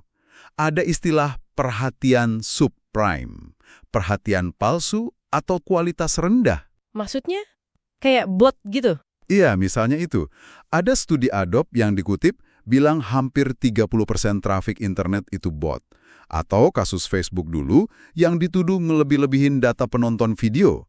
Jadi nilai perhatian ini sering, kabur gitu. Dan sekalipun perhatiannya asli dari manusia, kualitasnya sering diabaikan. Pokoknya jumlah aja. Nah, ini dia inti masalahnya. Menurut sumber Anda, logika pasar kan butuh standarisasi. Perhatian Anda yang fokus banget pas nonton momen penting, itu dianggap sama aja nilainya sama pas Anda lagi scrolling gak jelas di medsos. Wah, disamaratakan gitu aja ya? Iya. Ada Zoe Sherman yang dikutip, dia bilang perhatian itu komoditas fiktif. Maksudnya diperlakukan kayak komoditas pasar, minyak, gandum, padahal aslinya kan bukan barang yang dibuat untuk dijual. Nggak bisa dipisahkan dari kemanusiaan kita. Di situ berarti sumber rasa alienasinya ya, antara nilai pasar dan nilai diri kita sendiri. Persis. Ada ketegangan di situ, antara perhatian sebagai barang dagangan dan perhatian sebagai inti kesadaran kita yang unik dan bernilai intrinsik. Terus karena perhatian kita terbatas, sementara permintaan buat nambang perhatian ini terus naik, persaingannya jadi makin ketat ya? Tepat sekali. Untuk nambah pasokan, industrinya, menurut sumber Anda nih ya, harus ambil lebih banyak waktu kita. Makanya ada ponsel pinter yang selalu nyala, teknologi imersif nanti. Ngorbanin waktu tidur juga. Bisa jadi. Atau memperluas target ke anak-anak. Kompetisinya ini sering jadi lomba ke dasar. Pakai trik paling mencolok, paling ganggu suara keras, warna ngejreng, sensasi, clickbait, pokoknya gimana caranya biar kita nengok sebentar aja. Akibatnya, perhatian kita yang buat kita berharga banget, rasanya jadi diobral murah gitu ya oleh pasar? Iya, kayak gitu. Sesuatu yang personal dan penting jadi terasa murah. Oke, jadi kesimpulannya nih ya, kalau Anda mungkin merasa gelisah, gampang terdistraksi, atau bahkan terasing di era digital ini, itu bukan cuma masalah pribadi Anda aja. Betul. Sumber-sumber ini nunjukin akarnya itu ada pada cara perhatian Anda, inti kesadaran Anda, diambil, dikemas ulang, distandarisasi, dan dijual belikan kayak barang biasa aja. Alienasi ini muncul dari benturan nilai ya? Nilai pasar perhatian Anda lawan nilai intrinsiknya sebagai bagian dari diri Anda. Iya. Dan sistem ekonomi perhatian ini kan terus cari cara buat ngekstrak lebih banyak. Jadinya kita merasa pikiran kita kayak nggak sepenuhnya milik kita lagi. Mirip kayak cerita Taliban tadi, kehilangan kendali atas rutinitasnya. Nah, ini jadi ninggalin satu pemikiran penutup nih buat Anda renungkan. Mengingat perhatian kita terus ditalik, diukur, dan seringkali didiskon nilainya oleh kekuatan pasar ini. Gimana caranya ya kita bisa secara sadar gitu merebut kembali kendali atas fokus kita? Mengarahkannya ke hal yang memang bermakna buat kita, bukan cuma apa yang disodorin algoritma demi klik atau keuntungan orang lain. Iya, sesuatu untuk direnungkan lebih lanjut. Anda sedang mendengarkan Buku Audio Bahasa. Temukan buku kesayangan Anda di YouTube, Buku Audio Bahasa. Dengarkan, eksplorasi, dan nikmati petualangannya. Selamat datang kembali. Hari ini kita akan kupas tuntas nih materi yang Anda kirim soal topik yang rasanya makin relevan aja. gimana perhatian kita udah jadi barang dagangan. Betul. Kita akan lihat cara kerja pasar perhatian ini, efeknya yang kadang agak aneh, dan pengaruhnya ke hidup kita sehari-hari. Oke? Mari kita langsung masuk aja ya. Iya, yang menarik dari catatan Anda ini kan pasar perhatian itu beda ya sama pasar biasa. Beda gimana tuh? Kalau persaingan makin ketat, biasanya kan bagus ya. Kayak ada toko sepatu baru gitu. Iya, pilihan nambah. Nah, tapi di sini kompetisi merebut perhatian kita justru bisa berujung pada hal-hal yang ganjil. Yang malah bikin kita merasa makin terasing. Kenapa bisa gitu ya? Ada satu paradoks menarik yang diangkat di sini. Agak mirip konsep nilai kerja Marx gitu. Oh ya? Gimana tuh? Jadi perhatian kita ini nilainya tinggi banget buat ekonomi digital. Tapi nilai jual per orangnya malah makin turun. Turun? Kok bisa? Ya, karena cara nambangnya makin efisien, makin masif. Jadinya, inti hidup kita, apa yang kita pikirkan, rasakan, fokuskan, itu harganya jadi murah di pasaran. Murah ya? Contohnya bagus banget di materi Anda. Satu papan reklame Lexus di pulau terpencil, pasti lebih kelihatan daripada papan yang sama persis di tengah riuhnya Times Square. Di sana mah, mungkin nggak ada yang ngeh. Nah, persaingan ketat itu tadi itu mendorong apa yang disebut perlombaan menuju dasar.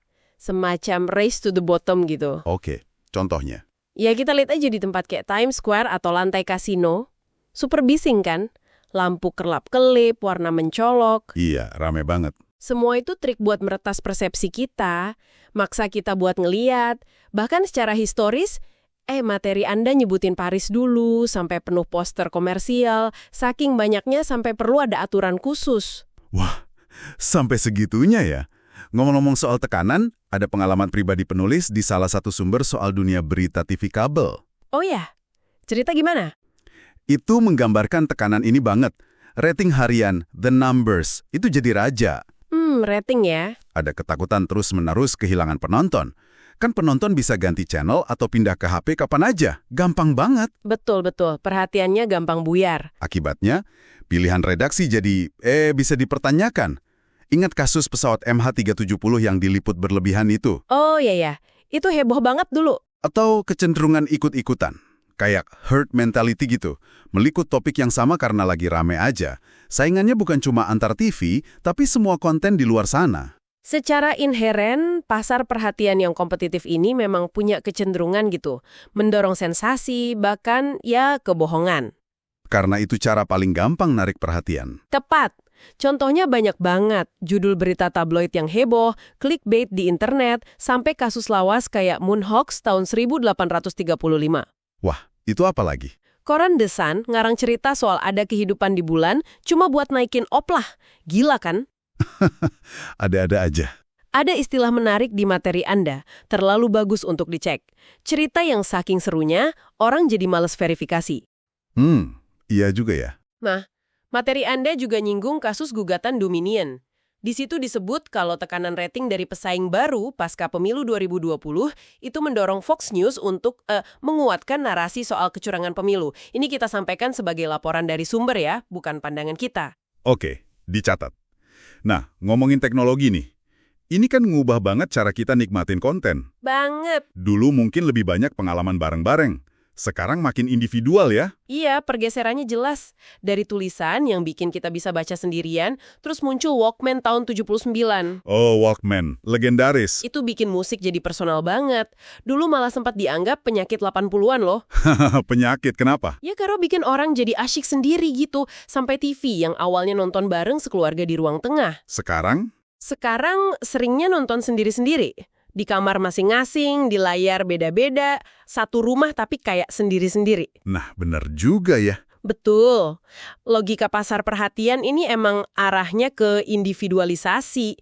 Puncaknya ya feed algoritma kayak di TikTok gitu. Ah, iya. Feed TikTok. Secara harfiah, nggak ada dua orang yang lihat konten sama persis. Beda banget kan? Gila ya personalisasinya. Ada contoh lucu di materi Anda. Soal algoritma TikTok yang seolah tahu penggunanya lagi mabuk cuma dari riwayat nonton video sandwich yang aneh-aneh. Kok bisa? Ya, algoritma kan. Intinya, ini menciptakan pengalaman yang terpecah-pecah. Sangat personal, tapi juga bikin terisolasi antar individu. Nah, Dari situ muncul perasaan terasing ya, alienasi. Kita kayak ngerasa ada sesuatu yang diambil dari kita lewat komodifikasi perhatian dan isolasi ini. Iya, ada rasa kehilangan gitu. Memang sih, medsos memungkinkan kita berbagi dan terkoneksi. Itu kan kayak perlawanan alami kita ya, biar nggak ngerasa sendirian, dorongan buat nonton bareng. Tapi pertanyaannya, apa ini cuma versi sintetis dari kebersamaan yang asli? Prosesnya kan jadi aneh. Nontonnya sendiri, baru setelah itu berbaginya sendiri juga. Betul. Bahkan momen budaya massal, kayak liputan pemakaman Ratu Elizabeth II tempo hari. Iya, itu kan ditonton banyak orang. Menurut salah satu analisis di materi Anda, itu pun bisa dilihat sebagai konten. Sesuatu untuk diperhatikan bersama buat ngikat penonton dalam satu tontonan besar di era perebutan perhatian ini. Jadi kebutuhan kita buat nonton bareng pun sekarang dibingkai sama logika pasar perhatian ya? Bisa dibilang gitu. Jadi, kalau kita tarik benang merahnya nih dari semua materi ini, kompetisi di pasar perhatian itu mendorong taktik yang makin intrusif. Masuk ke ruang pribadi kita. Iya, dan mengarahkan kita pada pengalaman yang makin terfragmentasi, makin individual, ujungnya bisa bikin kita merasa terasing. Padahal kita butuh terhubung. Betul, kebutuhan kita buat terhubung secara kolektif itu masih ada, kuat malah. Tapi kini seringnya dijembatani teknologi yang ya lebih mentingin konsumsi sendiri-sendiri dan monetisasi ganda. Monetisasi ganda. Iya, saat kita nonton itu dimonetisasi, saat kita nge-share itu dimonetisasi lagi, gitu. Oke. Ini jadi menyisakan satu pertanyaan menarik nih buat Anda para pendengar. Pikirkan lebih lanjut. Apa tuh? Ketika pengalaman komunal yang utuh, kayak nonton pertunjukan bareng, atau ikut ritual keagamaan bareng, sekarang dipecah jadi dua aksi terpisah. Nonton sendirian dulu, baru berbagi sendirian kemudian. Elemen penting apa dari hubungan antar manusia yang mungkin hilang atau tergantikan dalam proses memperhatikan bersama yang terfragmentasi ini? Pertanyaan bagus. Sesuatu untuk kita renungkan bersama. Anda sedang mendengarkan buku audio bahasa. Temukan buku kesayangan Anda di YouTube, buku audio bahasa. Dengarkan, eksplorasi, dan nikmati petualangannya. Selamat datang di pembahasan kita. Hari ini kita mau bedah nih gimana dunia kita berubah banget dengan datangnya zaman informasi. Kita pakai materi yang udah Anda siapkan ya. Kita lihat sejarahnya, dampaknya. Terus ada satu konsekuensi yang wah menarik banget. Perhatian kita malah jadi sumber daya paling langka. Kita coba telusuri yuk. Gimana ledakan data ini dulu kan terbatas banget, sekarang kayak nggak ada habisnya. Itu membentuk ulang cara kita kerja, mikir, bahkan apa yang kita anggap berharga gitu. Siap kita kupas. Siap. Intinya tuh ada di gagasan Herbert Simon yang kuat banget. Kekayaan informasi itu ya justru menciptakan kemiskinan perhatian. Informasi itu makan perhatian kita yang nerima. Nah, ini kunci banget buat ngerti zaman sekarang. Nah, itu dia poinnya. Jadi, fokusnya geser ya. Bukan lagi soal dapetin informasinya, tapi lebih ke gimana ngelola sumber daya kita yang paling terbatas. Fokus kita sendiri. Dan ini mengubah segalanya kan? Oke, kita mulai dari akarnya dulu deh. Sejarahnya gimana? Betul. Jadi catatan Anda itu kan memetakan sejarah pakai gelombang ya. Dari agraris, terus ke industri. Nah, lalu ke informasi itu mulainya sekitar pertengahan abad ke-20. Bedanya zaman informasi ini apa? Yaitu tadi akses ke data meledak gila-gilaan. Dulu info dibatasi sama apa yang ada di rumah. Telepon, TV, paling banter itu. Sekarang waduh, hampir tanpa batas lewat internet. Dan ini berarti mengubah fokus ekonomi secara fundamental ya? Nggak lagi cuma soal bikin barang fisik gitu. Tepat sekali. Geser dari produksi material apa, ya, mengubah atom jadi barang, ke produksi non-material. Ngolah informasi, mindahin bit data. Ini kelihatan jelas loh dari penurunan intensitas energi per PDB global. Artinya, kita bisa hasilin nilai ekonomi lebih banyak dengan energi fisik yang relatif lebih sedikit. Fokusnya ya ke ide, ke data. Makanya pekerjaan yang basisnya pengetahuan, kayak kantoran gitu, naik drastis. Sementara manufaktur, ya gitu-gitu aja, relatif datar. Saya jadi ingat deh masa awal internet dulu. Wah, rasanya kayak petualangan ya, nyari harta karun informasi. Beda banget sama sekarang yang cuma scroll-scroll tanpa henti. Tapi di balik kemudahan akses ini, ya muncul masalah baru kan, kebanyakan informasi. Materi Anda tuh ngasih analogi bagus, kayak transisi dari kelaparan kalori ke obesitas gara-gara makanan olahan murah melimpah. Alvin Toffler bahkan udah ngomongin information overload ini dari tahun 1970 loh, di buku Future Shock. Udah lama banget ternyata. Nah, disinilah gagasannya Simon tadi jadi krusial banget.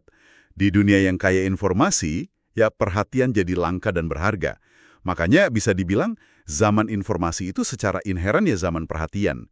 Ini bukan cuma soal perusahaan teknologi rebutan perhatian kita loh.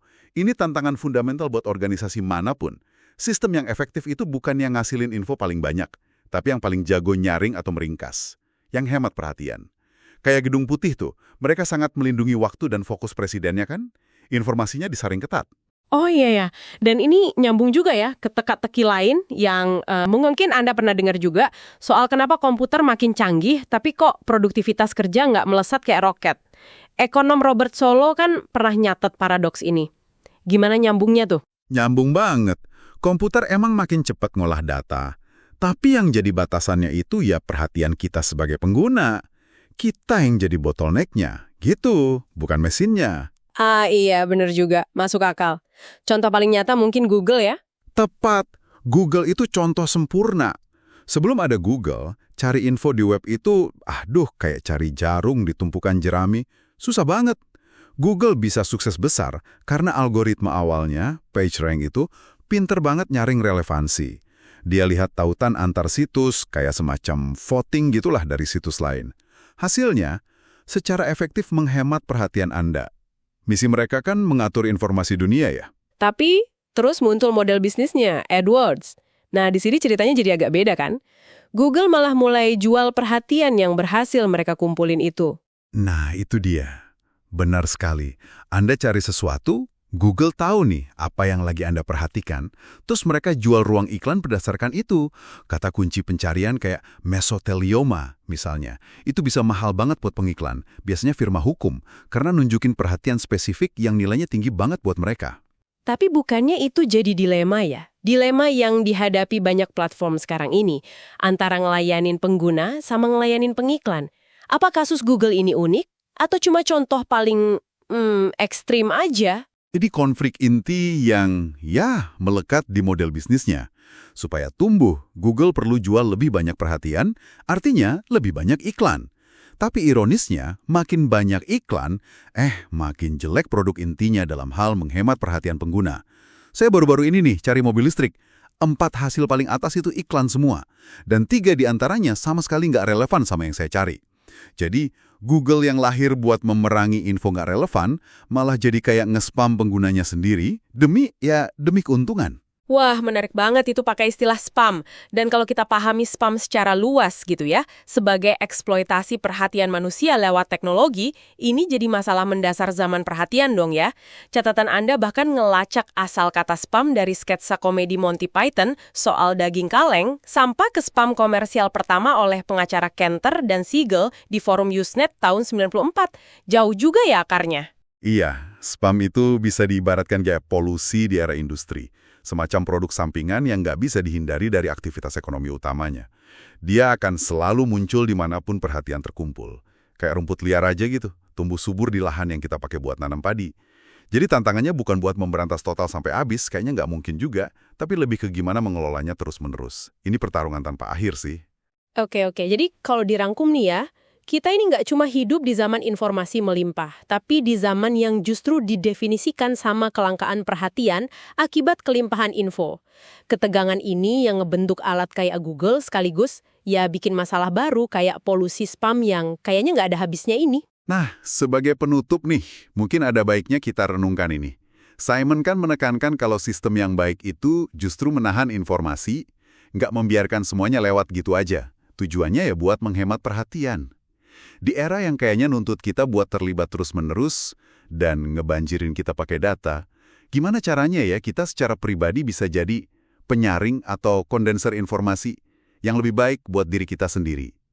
Informasi apa aja sih yang secara sadar kita pilih buat nggak kita teruskan ke pusat perhatian kita yang terbatas banget itu? Mungkin itu yang perlu kita pikirkan. Anda sedang mendengarkan buku audio bahasa. Temukan buku kesayangan Anda di YouTube, buku audio bahasa. Dengarkan, eksplorasi, dan nikmati petualangannya. Selamat datang kembali. Oke, kali ini kita langsung aja ya, kita kupas tuntas soal spam dan fenomena yang disebut attention age atau zaman perebutan perhatian. Betul. Kita coba pahami nih, kenapa spam itu bukan cuma ya email sampah biasa, tapi ini katanya cerminan masalah yang lebih gede gitu. Masalah mendasar di era sekarang ya. Iya, di mana perhatian kita ini jadi kayak sumber daya paling langka, paling berharga. Ada gagasan kunci nih di sini, katanya spam itu dalam arti luas ya, udah kayak polusi di era informasi. Oh, kayak polusi asap pas revolusi industri gitu ya? Nah, persis. Ini mimpi buruknya Herbert Simon yang dulu udah ngomongin soal perhatian. Informasinya melimpah, perhatian kita malah jadi miskin. Jadi rebutan dong ya? Banget. Jadi ada perang terus-terusan antara yang mau cari duit dari perhatian kita sama pihak lain. Kadang lucunya perusahaan yang sama, kayak Google gitu. Oh iya? Iya, yang nawarin cara buat hemat perhatian. Tapi ya gitu deh, seringnya sih. Insentif duitnya yang menang. Menarik. Terus ada definisi spam dari Finn Brunton itu kan, yang dikutip di materi Anda. Iya, gimana tuh definisinya? Dia bilang, spam itu penggunaan infrastruktur teknologi informasi untuk mengeksploitasi kumpulan perhatian manusia. Keren ya istilahnya. Eksploitasi perhatian manusia. Dan asal katanya spam itu ternyata bukan dari daging kalengan itu loh awalnya. Oh bukan, kirain dari situ. Bukan. Dari sketsa komedi Monty Python tahun 70-an tentang produk itu sih. Tapi di sketsanya kata spam diulang-ulang terus sampai dialognya jadi, kacau gitu. Hahaha, oke. Jadi dari kekacauan itu ya? Iya. Beda banget sama spam zaman dulu, waktu awal-awal jaringan komputer. Dulu kan lebih iseng aja cari perhatian, bukan buat jualan. Nah, ngomongin jualan atau komersial, ini nih, ada cerita pasien nolnya kan? Siapa tuh namanya? Ah iya, Cantor dan Siegel ya, pasangan pengacara imigrasi itu. Betul, Lawrence Cantor dan Martha Siegel. Tanggal 12 April 1994. Mereka ini, nekat banget. Nekat gimana tuh? Ngirim iklan lotre green card ke semua newsgroup Usenet. Itu kan kayak forum diskusi online zaman dulu ya, sebelum internet komersial meledak. Iya, kayak Reddit tapi versi jadul gitu ya. Nah, mereka kirim ke semua, nggak peduli topiknya apa. Bayangin aja kayak ada orang tiba-tiba masuk ke klub buku terus jualan panci gitu. Iya benar, dobrak masuk aja ya. Reaksinya pasti heboh kan? Jelas, negatif banget. Tapi uniknya, si Cantor dan Siegel ini malah kayak nikmatin kontroversinya. Oh ya? Ya, sumber Anda menyoroti ketidakmaluan mereka. Itu katanya ciri khas zaman perebutan perhatian. Nggak punya malu gitu ya? Mereka lihat internet itu bukan komunitas yang punya etika atau norma, tapi cuma infrastruktur publik aja, bebas ditempelin iklan. Wah, cara pandang yang beda banget ya. Dan itu jadi wawasan penting yang relevan sampai sekarang.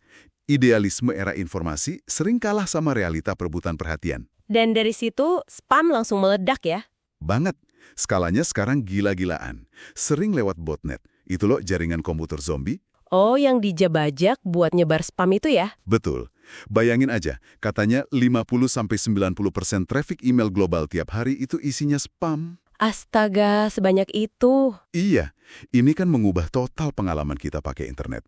Email yang dulu rasanya kayak, wah ajaib gitu. Sekarang udah kayak sungai penuh sampah aja. Iya sih, kerasa banget bedanya. Dan polanya ini muncul di mana-mana loh.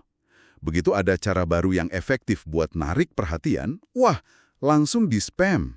Contohnya apa tuh? Kayak penggalangan dana politik lewat email. Dulu kan efektif banget ya, ingat Howard Dean tahun 2003 atau Obama 2012? Oh iya, sempat booming itu. Nah, tapi begitu semua partai, semua kandidat niru, pakai judul yang heboh-heboh gitu, batas waktu krusial malam ini. Ya, akhirnya... Udah nggak mempan lagi ya? Betul, efektivitasnya anjlok. Sama juga kayak SMS kampanye. Bahkan platform kerja kayak Slack. Slack? Bukannya itu didesain buat ngurangin email ya? Iya. Ironisnya gitu, dulu disebut pembunuh email. Malah bikin masalah baru, notifikasi nggak berhenti-henti. Ada yang bilang, death by 1,000 pings. Bener juga, mati pelan-pelan karena notifikasi. Tapi eksploitasi perhatian ini nggak cuma di dunia digital kan ya? Enggak. Udah ada dari dulu. Sumber Anda juga nyebut contoh kayak poster iklan yang menuhin Paris awal abad 20. Oh, poster-poster zaman dulu itu ya? Iya. Atau surat sampah fisik, junk mail. Itu kan sekarang dominan banget di kiriman pos.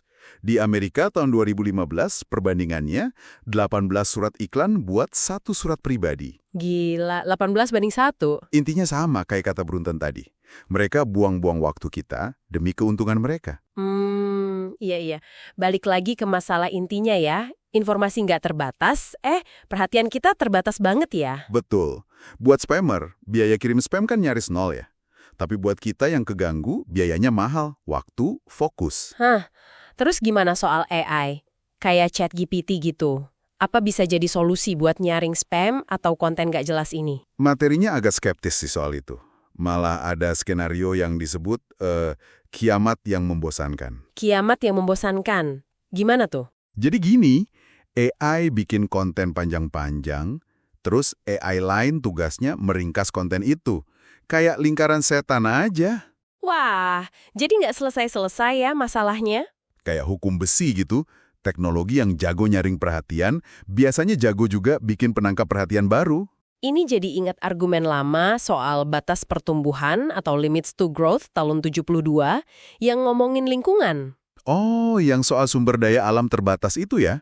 Iya, kapitalisme kan butuh tumbuh terus, tapi sumber daya bumi terbatas. Walaupun prediksi spesifik mereka soal kelangkaan sumber daya belum kejadian semua. Karena ada inovasi teknologi baru gitu ya? Betul, tapi kerusakan lingkungannya kan tetap parah. Perubahan iklim jadi isu utama. Nah, pertanyaannya, apakah perhatian kita ini juga punya batas absolut kayak sumber daya alam? Pertanyaan bagus. Kita kan bisa seolah-olah multitasking ya, nyetir sambil denger radio, nonton TV sambil main HP. Iya, tapi fokus beneran kan tetap satu-satu ya? Nggak bisa fokus penuh ke dua hal sekaligus. Nah, itu dia. Tetap serial processing. Terus ada Michael Goldhaber nih, pemikir lain. Dia ngembangin ide Simon Tabi ke ranah sosial. Gimana tuh idenya? Menurut dia, perhatian itu bukan cuma sumber daya yang kita pakai habis, tapi bisa dipertukarkan. Kayak dikasih hadiah, atau bahkan diperdagangkan. Diperdagangkan? Kayak mata uang gitu? Bisa dibilang gitu. Percakapan aja, kata Goldhaber, itu intinya pertukaran perhatian. Bukan cuma tukar informasi, perhatian yang Anda dapat bisa Anda oper lagi ke orang lain. Wah, menarik. Dia udah ngeramal kalau perhatian bakal jadi mata uang penting. Dan nyari perhatian itu nggak bakal dianggap aneh atau tabu lagi. Tapi kan banyak juga orang atau institusi kuat yang justru nggak suka disorot ya. Kayak miliarder anonim, pejabat di belakang layar gitu. Sumbernya ngakuin itu juga kan? Iya, ada argumen tandingan itu. Tapi balasannya, katanya ada pergeseran generasi. Plutokrat atau orang super kaya yang baru, kayak Elon Musk atau Bill Ackman, itu justru kelihatan terobsesi sama perhatian. Elon Musk ini contoh paling jelas ya kayaknya. Banget. Materinya nunjukin gimana dia rela nukar kekayaan finansial. Ingat nggak? Dia beli Twitter X seharga $44 miliar. Iya, gila itu harganya. Demi apa coba? Demi perhatian. Padahal nilai perusahaannya turun drastis. Tindakannya juga kan nyebar teori konspirasi lah, cuitan kontroversial, maksa insinyur naikin engagement akunnya. Sampai segitunya ya? Dia bahkan ngutip film Princess Bride, saya akan katakan apa yang ingin saya katakan. Kalau konsekuensinya kehilangan uang, ya biarlah. Itu nunjukin banget betapa perhatian itu berharga buat dia. Wah, itu kontras banget ya sama contoh lain yang disebut Presiden Ukraina Volodymyr Zelensky. Nah, iya. Zelensky kan mantan komedian ya. Dia jago banget narik dan nahan perhatian dunia. Terus dia pakai keahlian itu buat apa? Buat jaga fokus dunia ke negaranya. Terus, perhatian global itu dia ubah jadi sumber daya nyata. Uang, senjata. Oh, jadi dia menukar perhatian untuk dapat sumber daya. Betul. Kebalikannya Musk, yang menukar sumber daya untuk dapat perhatian. Beda banget tujuannya. Perbedaan yang mencolok banget ya. Oke, jadi kesimpulannya jelas banget nih. Spam itu, wah, lebih dari sekedar gangguan email nyasar ya. Jauh lebih dalam. Ini gejala zaman kita. Zaman perebutan perhatian. Perhatian kita yang terbatas ini jadi medan perang utama. Kita udah lihat tadi sejarahnya, bagaimana dia nyebar kemana-mana, hubungannya sama teknologi, ekonomi, bahkan sampai ke dinamika kekuasaan kayak kontras Musk dan Zelensky tadi. Ya, udah kebayang ya gambaran besarnya. Nah, sebagai penutup nih ada satu pemikiran menarik dari sumber ini buat Anda renungkan. Apa tuh? Kalau perhatian itu bisa diperdagangkan, kayak mata uang, ada yang rela bayar mahal buat itu, ada yang pakai itu buat dapat hal penting lain. Gimana Anda sendiri akan mulai menilai, melindungi, dan mungkin secara strategis memanfaatkan keterbatasan perhatian Anda di tengah semua perebutan ini? Pertanyaan bagus buat direnungkan masing-masing ya. Gimana kita mengelola aset paling berharga kita ini? Anda sedang mendengarkan Buku Audio Bahasa. Temukan buku kesayangan Anda di YouTube, Buku Audio Bahasa. Dengarkan, eksplorasi, dan nikmati petualangannya. Halo? Kali ini kita akan coba bedah sumber-sumber Anda nih. Menarik banget karena kontras ya. Kita lihat debat politik lama, tahun 1858, Lincoln Douglas. Terus lompat ke zaman sekarang yang disebut era perhatian. Fokus kita yaitu bongkar pergeseran cara perhatian publik diperebutkan. Dan apa artinya buat Anda semua pas nerima informasi. Oke, kita mulai ya. Sip, kerangka yang pas. Dan intinya memang di konsep rezim atensi itu. Semacam, aturan main gitu loh, tertulis atau enggak, yang ngatur fokus kita dalam komunikasi publik. Dulu aturannya jelas.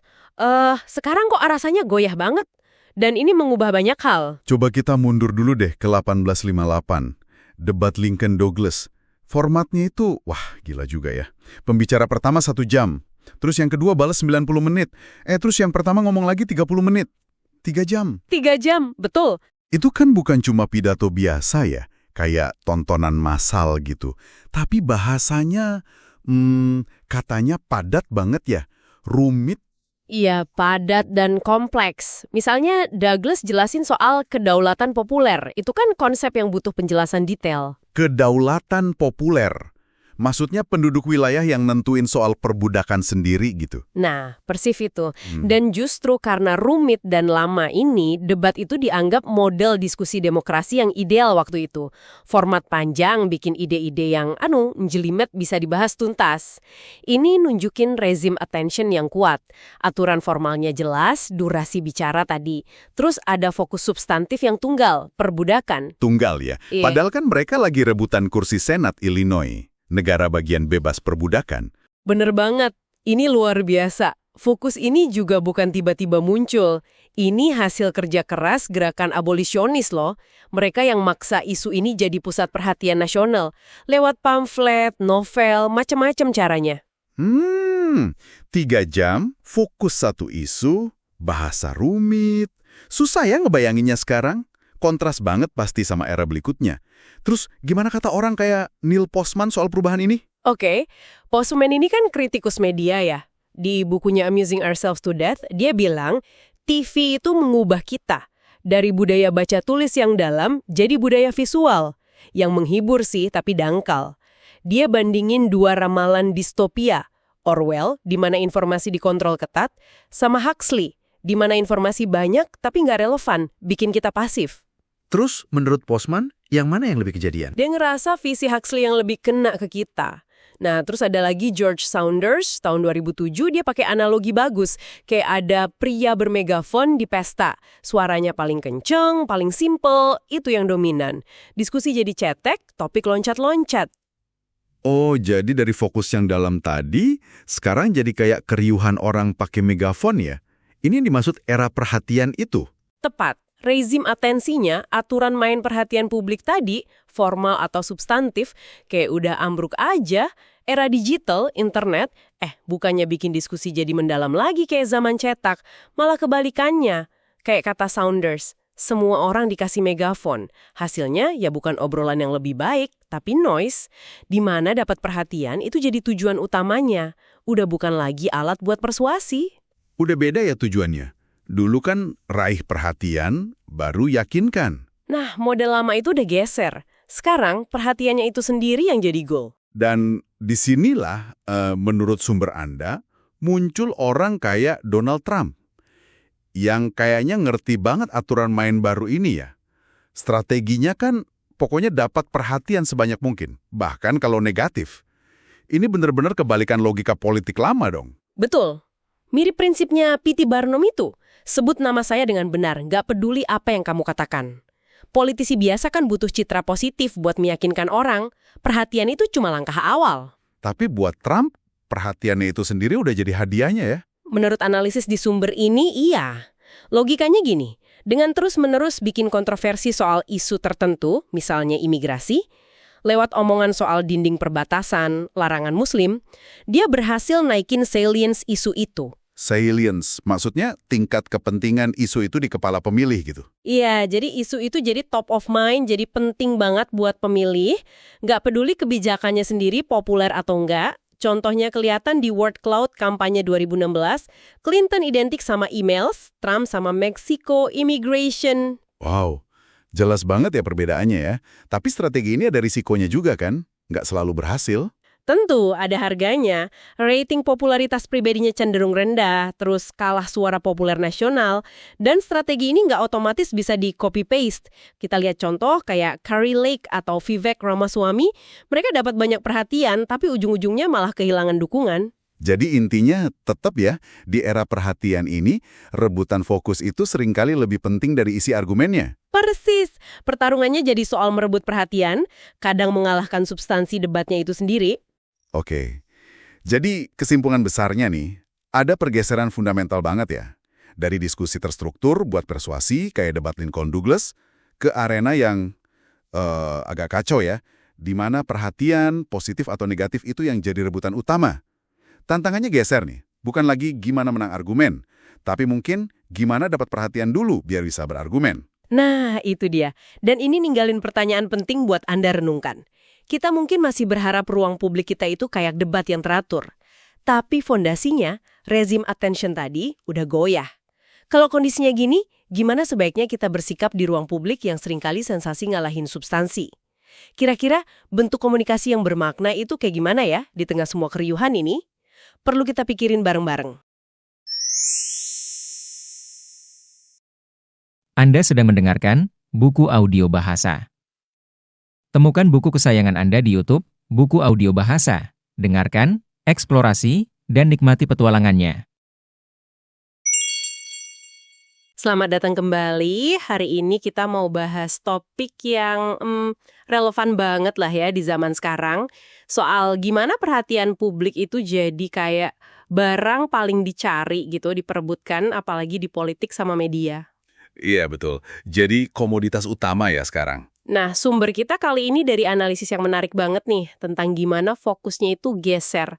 Dari yang tadinya usaha meyakinkan orang, jadi sekedar gimana caranya narik perhatian aja. Pergeseran yang signifikan itu. Betul. Jadi kita coba bedah bareng ya, kenapa sih perhatian jadi sepenting itu? Terus gimana cara dapetinnya? Termasuk cara-cara yang, bikin kita mikir juga gitu. Yang kontroversial sekalipun ya. Iya, itu dia. Dan apa dampaknya buat cara kita ngelihat dunia, buat demokrasi kita juga. Mungkin pertanyaan awalnya gini kali ya, bener nggak sih kalau di era sekarang ini kunci sukses politik itu justru narik perhatian sebanyak mungkin, biarpun bikin orang nggak suka gitu? Wah, itu pertanyaan langsung ke intinya ya. Kita bisa lihat contohnya. Di 2016, kampanye Trump waktu itu kan fokus banget ke isu yang bikin heboh. Imigrasi itu ya? Sama larangan muslim. Iya, betul. Isu-isu itu benar-benar mendominasi berita. Mungkin ingat awan kata pemilih waktu itu, Clinton itu identik sama email, nah Trump itu Meksiko imigrasi. Oh iya, ingat saya. Jadi kelihatan banget ya bedanya. Nah, itu nunjukin ada semacam pertukaran yang disadari. Mungkin popularitas, kemampuan ngebujuk, itu dikorbanin sedikit. Yang penting, isu pilihan mereka itu yang paling sering dibahas, jadi saliensnya tinggi. Salience ya, jadi biar isunya itu nempel terus di kepala orang gitu. Mengendalikan agenda lewat sorotan gitu ya, biarpun sorotan negatif. Kurang lebih gitu. Bisa jadi lebih kuat dari persuasi gaya lama. Tapi strategi cari perhatian lewat kontroversi ini kan gimana ya, kayak pedang bermata dua ya. Resikonya tinggi, memang. Iya kan? Trump dapat perhatian gede. Tapi angka nggak sukanya juga tinggi banget. kalah suara populer malah. Terus kita lihat juga banyak yang coba niru gayanya. Kayak siapa tuh? Kari Lake, Vivek Ramaswamy. Betul, banyak yang coba. Tapi kok kayaknya nggak selalu berhasil ya, sering gagal malah. Ini menarik sih, nunjukin kalau perhatian aja tuh nggak cukup kalau bikin pemilih malah jadi antipati. Nah, itu dia poinnya. Kemenangan Katie Hobbs yang lebih low profile ngelawan Lake yang heboh, itu jadi bukti juga kan? Tepat sekali. Gagalnya para peniru itu justru negasin pemahaman intinya Trump. Di lanskap media sekarang ini, mendapatkan perhatian itu langkah pertama yang krusial banget. Mungkin malah lebih penting dari debat substansi ala dulu. Jadi yang penting nongol dulu gitu ya? Iya, gaya komunikasinya Trump yang sering nyela, pakai slogan pendek bukan argumen panjang, itu cerminan langsung strategi ini. Dan ini nyambung banget sama runtuhnya apa yang bisa kita sebut rezim perhatian yang lama. Rezim perhatian lama, maksudnya gimana tuh? Era pas fokus publik lebih ke kontrol gitu. Betul, dulu kan ada strukturnya.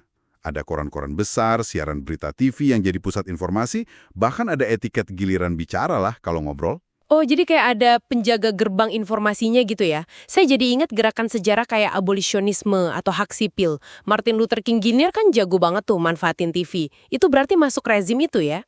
Bisa dibilang begitu. Mereka beroperasi dalam kerangka itu. Nah, sekarang struktur lama itu udah ambruk lah. Ambruk ya. Jadi sekarang Kita masuk era yang rasanya kayak perang semua lawan semua buat ngerebut secuil perhatian kita. Kemampuan paling dasar yang dibutuhin sekarang yaitu mendapatkan perhatian. Seringkali caranya paling mencolok, kadang sampai ya kurang pantas gitu. kayak yang suka nyela terus di debat itu ya. Nah, contohnya itu. Dan di tengah kekacauan ini muncul pemain baru yang kuat banget.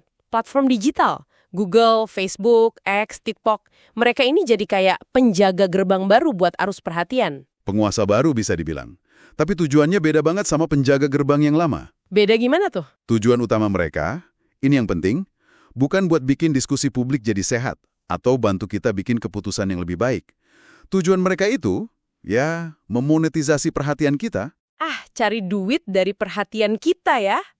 Biar kita nempel terus di platform mereka. Tepat, selama mungkin. Akibatnya apa dong? Ya terasa banget lah, kita, publik, jadi makin susah buat fokus ke satu isu penting dalam waktu lama. Ada analogi menarik nih. Gimana tuh? Bayangin guru lagi ngajar di kelas TK. Serius ngajar. Tapi di saat yang sama, ada beberapa orang di ruangan itu yang dibayar buat terus gangguin perhatian anak-anak. Ngasih mainan lah, nunjukin tontonan menarik lah. Wah, kacau dong kelasnya. Nggak bakal bisa belajar itu. Nah, itu dia. Susah banget kan buat fokus belajar kalau kondisinya gitu? Itu mirip sama kondisi perhatian kita sekarang. Analogi kelas TK itu kena banget ya. Ini nyambung ke kesenjangan yang agak bikin khawatir sih. Antara apa yang secara naluriah narik perhatian kita, sama apa yang sebetulnya penting buat kita atau masyarakat. Iya. Kita ini cenderung gampang kepancing sama yang sensasional ya kan? Yang bikin penasaran, atau bahkan yang agak serem gitu. Contohnya ada nggak? Ada banget. Yang baru-baru ini aja. Ingat kasus kapal selam wisata Titan, yang isinya 5 orang kaya itu. Liputan medianya kan gede banget, heboh di mana-mana. Oh iya, yang ke Titanic itu kan? Betul. Nah, di minggu yang hampir sama, ada kapal migran tenggelam di Mediterania. Ratusan orang meninggal. Tapi liputannya jauh lebih minim. Astaga, ya juga ya. Beda banget ya porsinya. Padahal sumber daya pencarian buat Titan itu kan gede banget, jutaan dolar. Kenapa? Karena perhatian publik lagi kesedot ke sana. Ratusan nyawa lain itu kayak hilang aja gitu dalam senyap. Perbedaan perlakuan itu, wah bikin mikir banget ya. Ini juga ngejelasin kenapa isu sepenting perubahan iklim, misalnya, susah banget dapat perhatian yang sebanding sama urgensinya. Betul. Sifatnya kan lambat, nggak langsung kelihatan dampaknya di depan mata. Jadi kalah menarik dibanding katakanlah ancaman komet kayak di film Don't Look Up. Jadi nggak kelihatan seksi buat diberitain gitu ya? Bisa jadi. Makanya ini konteksnya kenapa kita lihat aksi-aksi aktivis yang makin disruptif. Blokir jalan, ngerusak karya seni, nyetop pertandingan olahraga. Oh, jadi itu cara mereka beli perhatian? Itu upaya yang rasanya udah putus asa gitu. Mereka mungkin sadar risikonya kehilangan simpati publik. Tapi pilihannya jadi kayak mending diperhatiin biarpun dibenci, daripada sopan tapi dicuekin sama sekali. Pilihan yang sulit ya. Dampaknya ke politik gimana nih? Ke cara pemerintah jalan? Signifikan banget. Politisi kadang ngerasa jadi korban arus media aja. Lupa kalau mereka punya peran penting buat ngebentuk opini publik. Kayak yang dulu Lincoln bilang. Padahal mereka bisa ngarahin juga ya harusnya. Harusnya bisa. Sekarang batas antara politisi sama selebriti media itu makin kabur loh. Anggota Kongres punya podcast sendiri, jadi host acara berita. Perhatian itu jadi jalur langsung buat ngumpulin dana. Contohnya siapa tuh? Ya, lihat aja figur kayak Marjorie Taylor Greene atau Alexandria Ocasio-Cortez. Perhatian publik ke mereka itu langsung bisa jadi donasi. Wah, jadi insentifnya bisa agak rusak dong ya. Fokusnya jadi ke klik sama popularitas sesaat, bukan ke kerja pemerintahan yang benar. Nah, itu bahayanya. Contohnya pemakzulan Ketua DPR AS Kevin McCarthy. Menurut beberapa rekannya sendiri di Partai Republik, aksi itu lebih didorong sama segelintir anggota yang nyari sorotan media dan donasi. Bukan karena prinsip tata kelola yang baik. Bukan itu prioritasnya, katanya. Ada kutipan menarik dari anggota DPR Kelly Armstrong waktu itu. Dia ngeluh, politik sekarang terlalu didorong sama klik, tayangan TV, dan pengejaran popularitas selebritas kelas bawah yang nggak ada habisnya. Selebritas kelas bawah ya. Dalam juga tuh sindirannya. Iya, nunjukin rasa frustrasinya dia sama kondisi saat itu. Jadi jelas banget ya kesimpulannya, di era digital ini perhatian itu udah jadi mata uang utama, jadi medan pertempuran baru yang sengit. Betul. Kemampuan buat ngerebut dan nahan fokus publik itu udah ngubah cara kerja politik, media, bahkan cara kita semua mikirin isu-isu penting. Dan strategi yang mentingin sorotan di atas segalanya, biarpun berisiko, kayaknya bakal terus kita lihat ya, dengan konsekuensi nyata kemana sumber daya dan perhatian kita bareng-bareng diarahkan. Iya, kayaknya begitu trennya. Nah, sebagai penutup nih, kita pengen ninggalin satu pertanyaan buat Anda renungkan. Di tengah riuhnya perang perhatian ini, di mana fokus kita gampang banget ditarik ke sana-sini, seringkali lepas dari substansi. Gimana caranya Anda secara pribadi nyaring informasi? Gimana Anda memutuskan kemana mau ngarahin perhatian Anda yang berharga itu? Apa sih kriteria Anda milih isu mana yang benar-benar pantas dapat waktu dan energi mental Anda? Pertanyaan penting buat kita semua renungkan di era ini. Anda sedang mendengarkan Buku Audio Bahasa. Temukan buku kesayangan Anda di YouTube, Buku Audio Bahasa. Dengarkan, eksplorasi, dan nikmati petualangannya. Oke, mari kita langsung bahas aja ya. Perhatian kita ini rasanya ditarik kemana-mana ya di era informasi ini. Iya banget. Nah, sumber kita kali ini fokus ke 3 fenomena kunci yang mungkin Anda juga sering lihat. Trolling, terus whataboutism, sama konspirasism. Kita akan coba bongkar bareng nih. Gimana semua ini bekerja dan apa dampaknya buat Anda? Betul sekali. Analisis dalam sumber ini juga menekankan kalau ini tuh bukan sekedar iseng atau kebetulan aja. Oh, jadi ada tujuannya ya? Iya, ini adalah taktik-taktik yang bisa dibilang sengaja dirancang dan makin kuat karena cara kita komunikasi sekarang. Terutama online kan, semuanya yaitu demi merebut perhatian Anda. Oke.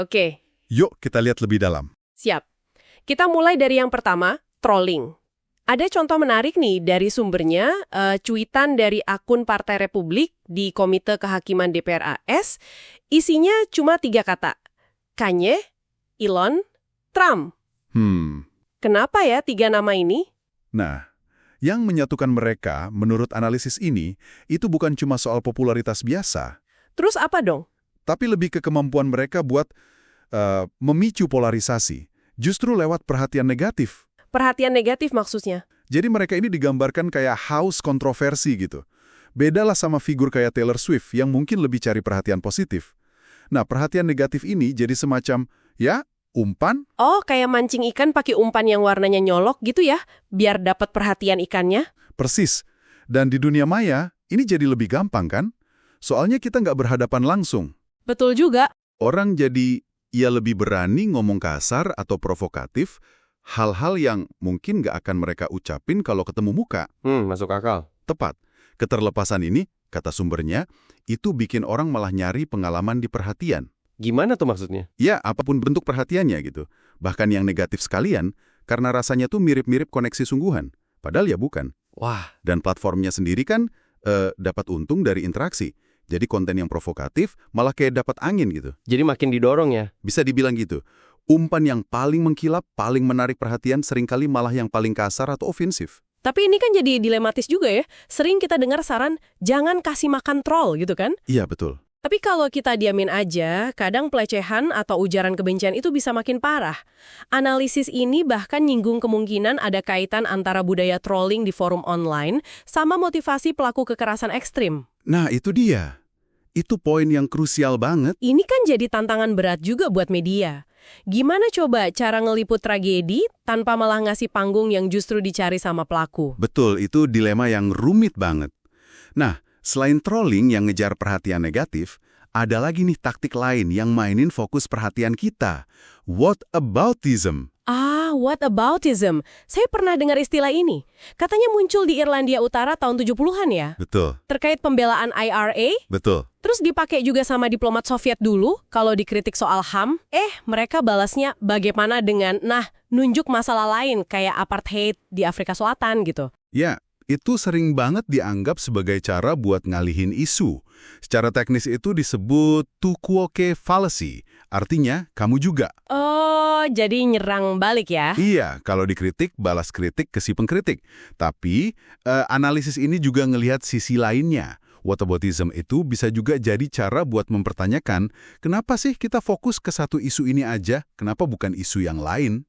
Jadi mempertanyakan siapa yang sebenarnya pegang kendali narasi, gitu. Wah, jadi ini soal perebutan fokus ya. Kayak kalau kita lihat misalnya saluran berita A fokusnya ke kasus hukum Trump. Terus saluran berita B malah fokus ke isu perbatasan. Nah, itu contoh bagus. Sumber ini bilang, ini seringkali bukan cuma soal beda selera audiens aja, tapi bisa jadi cerminan pertarungan ideologi tentang apa sih yang dianggap penting. Dan fokus ini adalah kekuatan. Analisisnya kasih contoh gimana fokus yang terus-terusan ke efek samping vaksin yang padahal sangat langka, atau liputan yang berlebihan banget pada kasus penembakan oleh polisi ke pria kulit hitam tak bersenjata. Itu bisa ngaruh ke persepsi ya? Banget! Itu bisa ngebentuk persepsi realitas yang keliru meskipun mungkin nggak ada kebohongan langsung di dalamnya. Masalahnya, nggak ada wasit objektif yang bisa nentuin isu mana yang paling layak dapat perhatian kita semua kan? Benar juga. Oke. Dari trolling dan whataboutism, kita geser ke yang ketiga, konspirasism. Teori konspirasi. Ini juga menarik. Ada cerita unik nih dari sumber ini. Soal komandan milisi Irak yang percaya banget sama video palsu Obama lagi nangis, terus janji mau bangun rumah buat korban bom AS. Lengkap dengan subtitle Arab palsu pula. Iya, itu dia. Kok bisa ya dia percaya? Nah, yang bikin penasaran di sini, dan ini poin penting dari analisisnya, adalah kenapa komandan itu bisa seyakin itu. Jawabannya, ternyata karena cerita palsu itu lebih gampang diingat.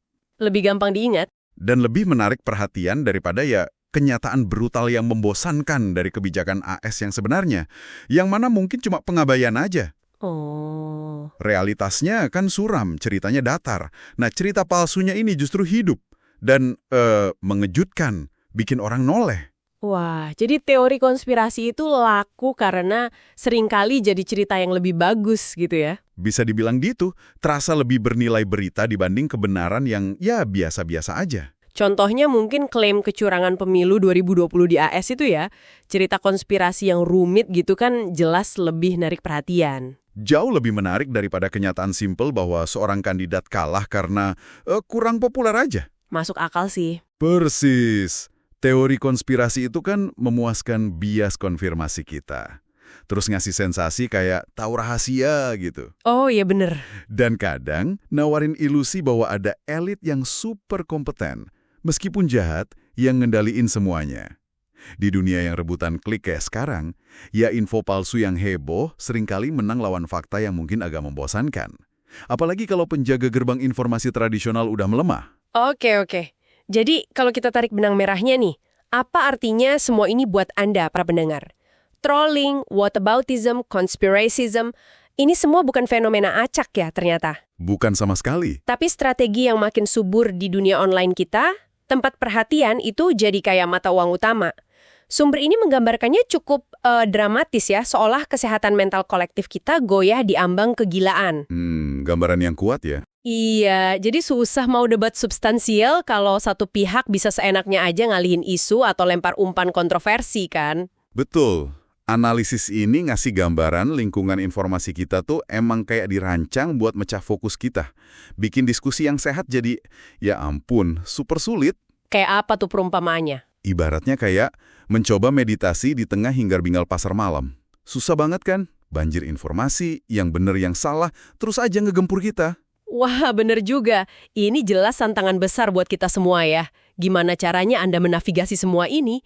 Sumber ini ngutip perasaan kayak memproses serangan informasi nonstop 24/7 dengan otak yang didesain buat cari makan di gua. Haha, perumpamaan yang kena banget ya. Rasanya memang kewalahan kadang. Iya, Nah, mungkin sebagai penutup nih, ada pertanyaan menarik dari sumber ini buat Anda renungkan di rumah. apa tuh? Kalau kita sepakat, perhatian itu komoditas utama sekarang, dan membentuk fokus itu jadi medan perang utama saat ini, kira-kira praktik individu atau mungkin perubahan kolektif apa ya yang bisa bantu kita, bantu Anda, mengambil kembali kendali atas arah perhatian kita sendiri? Menarik. Dan juga, gimana cara kita menilai semua informasi yang berebut perhatian kita itu? Nah, itu mungkin bisa jadi bahan pemikiran ya. Anda sedang mendengarkan buku audio bahasa. Temukan buku kesayangan Anda di YouTube, buku audio bahasa. Dengarkan, eksplorasi, dan nikmati petualangannya. Oke, selamat datang kembali di sesi telaah kita. Sadar nggak sih, akhir-akhir ini kayaknya makin sering ya kita ngerasa cemas atau gelisah gitu pas lagi online. Beda banget ya sama optimisme internet di awal 90-an dulu. Nah, hari ini kita mau coba gali lebih dalam nih dari kutipan buku Reclaiming Our Minds. Tujuannya biar kita sama-sama ngerti gimana sih perhatian kita ini kayak direbut, terus gimana cara ngambilnya lagi buat Anda. Iya, bener banget. Dan fenomena ini sering banget dikaitin sama yang Cory Doctorow sebut anxietification. Itu tuh proses platform online yang kualitasnya ya sengaja diturunin buat ngejar profit. Awalnya sih bagus, narik pengguna, narik bisnis. Ujung-ujungnya malah diperas dua-duanya. Dampak negatifnya juga udah kelihatan banget. Depresi remaja naik, orang makin terisolasi, bahkan skor tes global turun loh sejak smartphone ada di mana-mana. Hidup jadi lebih, ya gitu, cemas. Pertanyaan pentingnya kan, apa harus begini terus? Dan kalau perhatian itu inti hidup Anda sebenarnya pengen ngarahin energi itu kemana sih? Oke. Coba kita bedah pelan-pelan ya. Ini soal kesenjangan kan. Sering banget ada jarak antara apa yang pengen kita lakuin. Misalnya nih, niatnya pas libur mau baca buku gitu ya. Tapi tahu-tahu udah scroll medsos aja berjam-jam. Bacaan kita ini nyinggung soal adanya semacam pertarungan internal gitu ya. Ada diri kita yang pengen fokus, tapi ada diri lain yang gampang banget tergoda. Nah, itu dia. Terus gimana ngatasinnya? Salah satu ide kuncinya itu soal komitmen yang sadar. Ingat cerita Odysseus nggak? Yang ikat dirinya ke tiang kapal biar nggak tergoda nyanyian sirene. Itu bukan cuma mitos loh, tapi metafora kuat tentang gimana kita sengaja milih batasan ya demi ngelindungin tujuan jangka panjang kita. Ini penting nih, ngerebut perhatian itu seringkali dimulai dengan berani bilang enggak ke pilihan yang seabrek itu. Oh, jadi kayak sengaja milih untuk nggak punya banyak pilihan gitu ya? Tepat. Contoh gampangnya, pengalaman milih film di toko fisik dulu. Atau, sekarang lagi rame lagi kan piringan hitam Final, itu bukan cuma soal nostalgia loh. Final itu penjualannya naik terus. Ini bisa dilihat sebagai semacam, penolakan gitu. Nolak konsumsi konten yang serba instan, dan milih buat komitmen dengerin satu album penuh. Beda rasanya. Atau bandingin aja koran fisik sama berita online. Koran cetakan lewat tata letak, ukuran judul, foto, itu dia ngarahin perhatian kita ke isu yang dianggap penting sama editornya. Nah, kalau versi online, sering banget isinya malah rage bait, konten yang sengaja bikin marah biar viral. Sama-sama jualan perhatian sih, tapi caranya beda banget. Wah, menarik banget itu analogi komitmennya. Nah, selain pilihan personal tadi, di bacaan kita juga disebut soal munculnya pasar alternatif. Mirip kayak pasar makanan organik gitu ya. Dulu kan kecil, niche banget. Sekarang jadi bisnis gede. Apa ini bisa kejadian juga buat perhatian? Kayaknya sih penulisnya mikir gitu. Diprediksi bakal muncul permintaan buat, ya, produk perhatian alternatif. Kayak buku fisik, koran cetak lagi, atau mungkin ponsel yang bodoh itu, dumb phones, sekolah tanpa layar, mungkin juga. Awalnya mungkin kelihatan aneh ya, tapi bisa jadi tren karena makin banyak orang capek perhatiannya dieksploitasi terus. Pasar ini muncul sebagai jawaban buat orang yang butuh fokus, butuh kedalaman lagi. Oke, jadi ada pasar alternatif. Terus, selain itu, ada nggak sih tempat lain buat kita ngumpet dari ekonomi perhatian ini? Ada dong, yaitu ruang-ruang non-komersial. Ingat nggak internet di awal-awal? Banyak banget forum, komunitas sukarela gitu kan? Nah, contoh paling dekat sekarang mungkin ya, grup chat pribadi, WhatsApp group misalnya. Di situ kan nggak ada algoritma, nggak ada iklan, cuma interaksi sama orang yang kita kenal aja. Ini tuh ngasih kepuasan sosial yang, susah didapat di medsos publik. Bahkan platform gede pun sadar kok. Makanya interaksi private kayak DM itu makin digenjot. Terus ada juga aplikasi kayak Signal, yang non-profit, Transkripsi. Itu bukti kalau model non-komersial yang nolak manipulasi perhatian tuh bisa jalan dan bertahan. Menarik sih soal model non-profit itu. Tapi seberapa realistis ya bisa nyaingin raksasa-raksasa komersial? Dan ini jadi nyambung ke kemungkinan lain nih, regulasi. Di materi kita kan dianalogikan sama gerakan buruh dulu ya di era industri. Mereka berhasil tuh bikin aturan soal pasar tenaga kerja.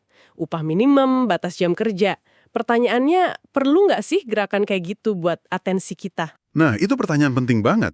Potensi regulasi memang dibahas. Misalnya, batas usia minimal buat main media sosial. Mirip lah kayak larangan pekerja anak, yang sekarang udah biasa aja kan? Ada juga ide yang lebih radikal, batasan waktu layar atau penggunaan aplikasi. Mirip batas jam kerja gitu. Tapi ya, pasti kompleks banget ini. Soal logistiknya gimana, terus soal kebebasan pribadi juga kan? Iya, pasti bakal ada perdebatan soal kebebasan itu ya. Tentu. Penulisnya ngingetin kasus lama di AS, Lochner v. New York. Dulu, Mahkamah Agung di sana nolak batasan jam kerja. Alasannya, yaitu tadi kebebasan berkontrak. Tapi kan akhirnya pandangan hukum dan sosial berubah, karena dampak negatifnya makin jelas kelihatan. Mungkin aja kita sekarang ini ada di era Lochner-nya perhatian gitu.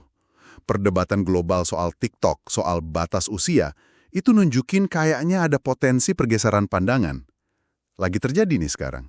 Oke, jadi kalau ditarik kesimpulan nih ya, kita tuh nggak harus pasrah aja sama kondisi sekarang ini.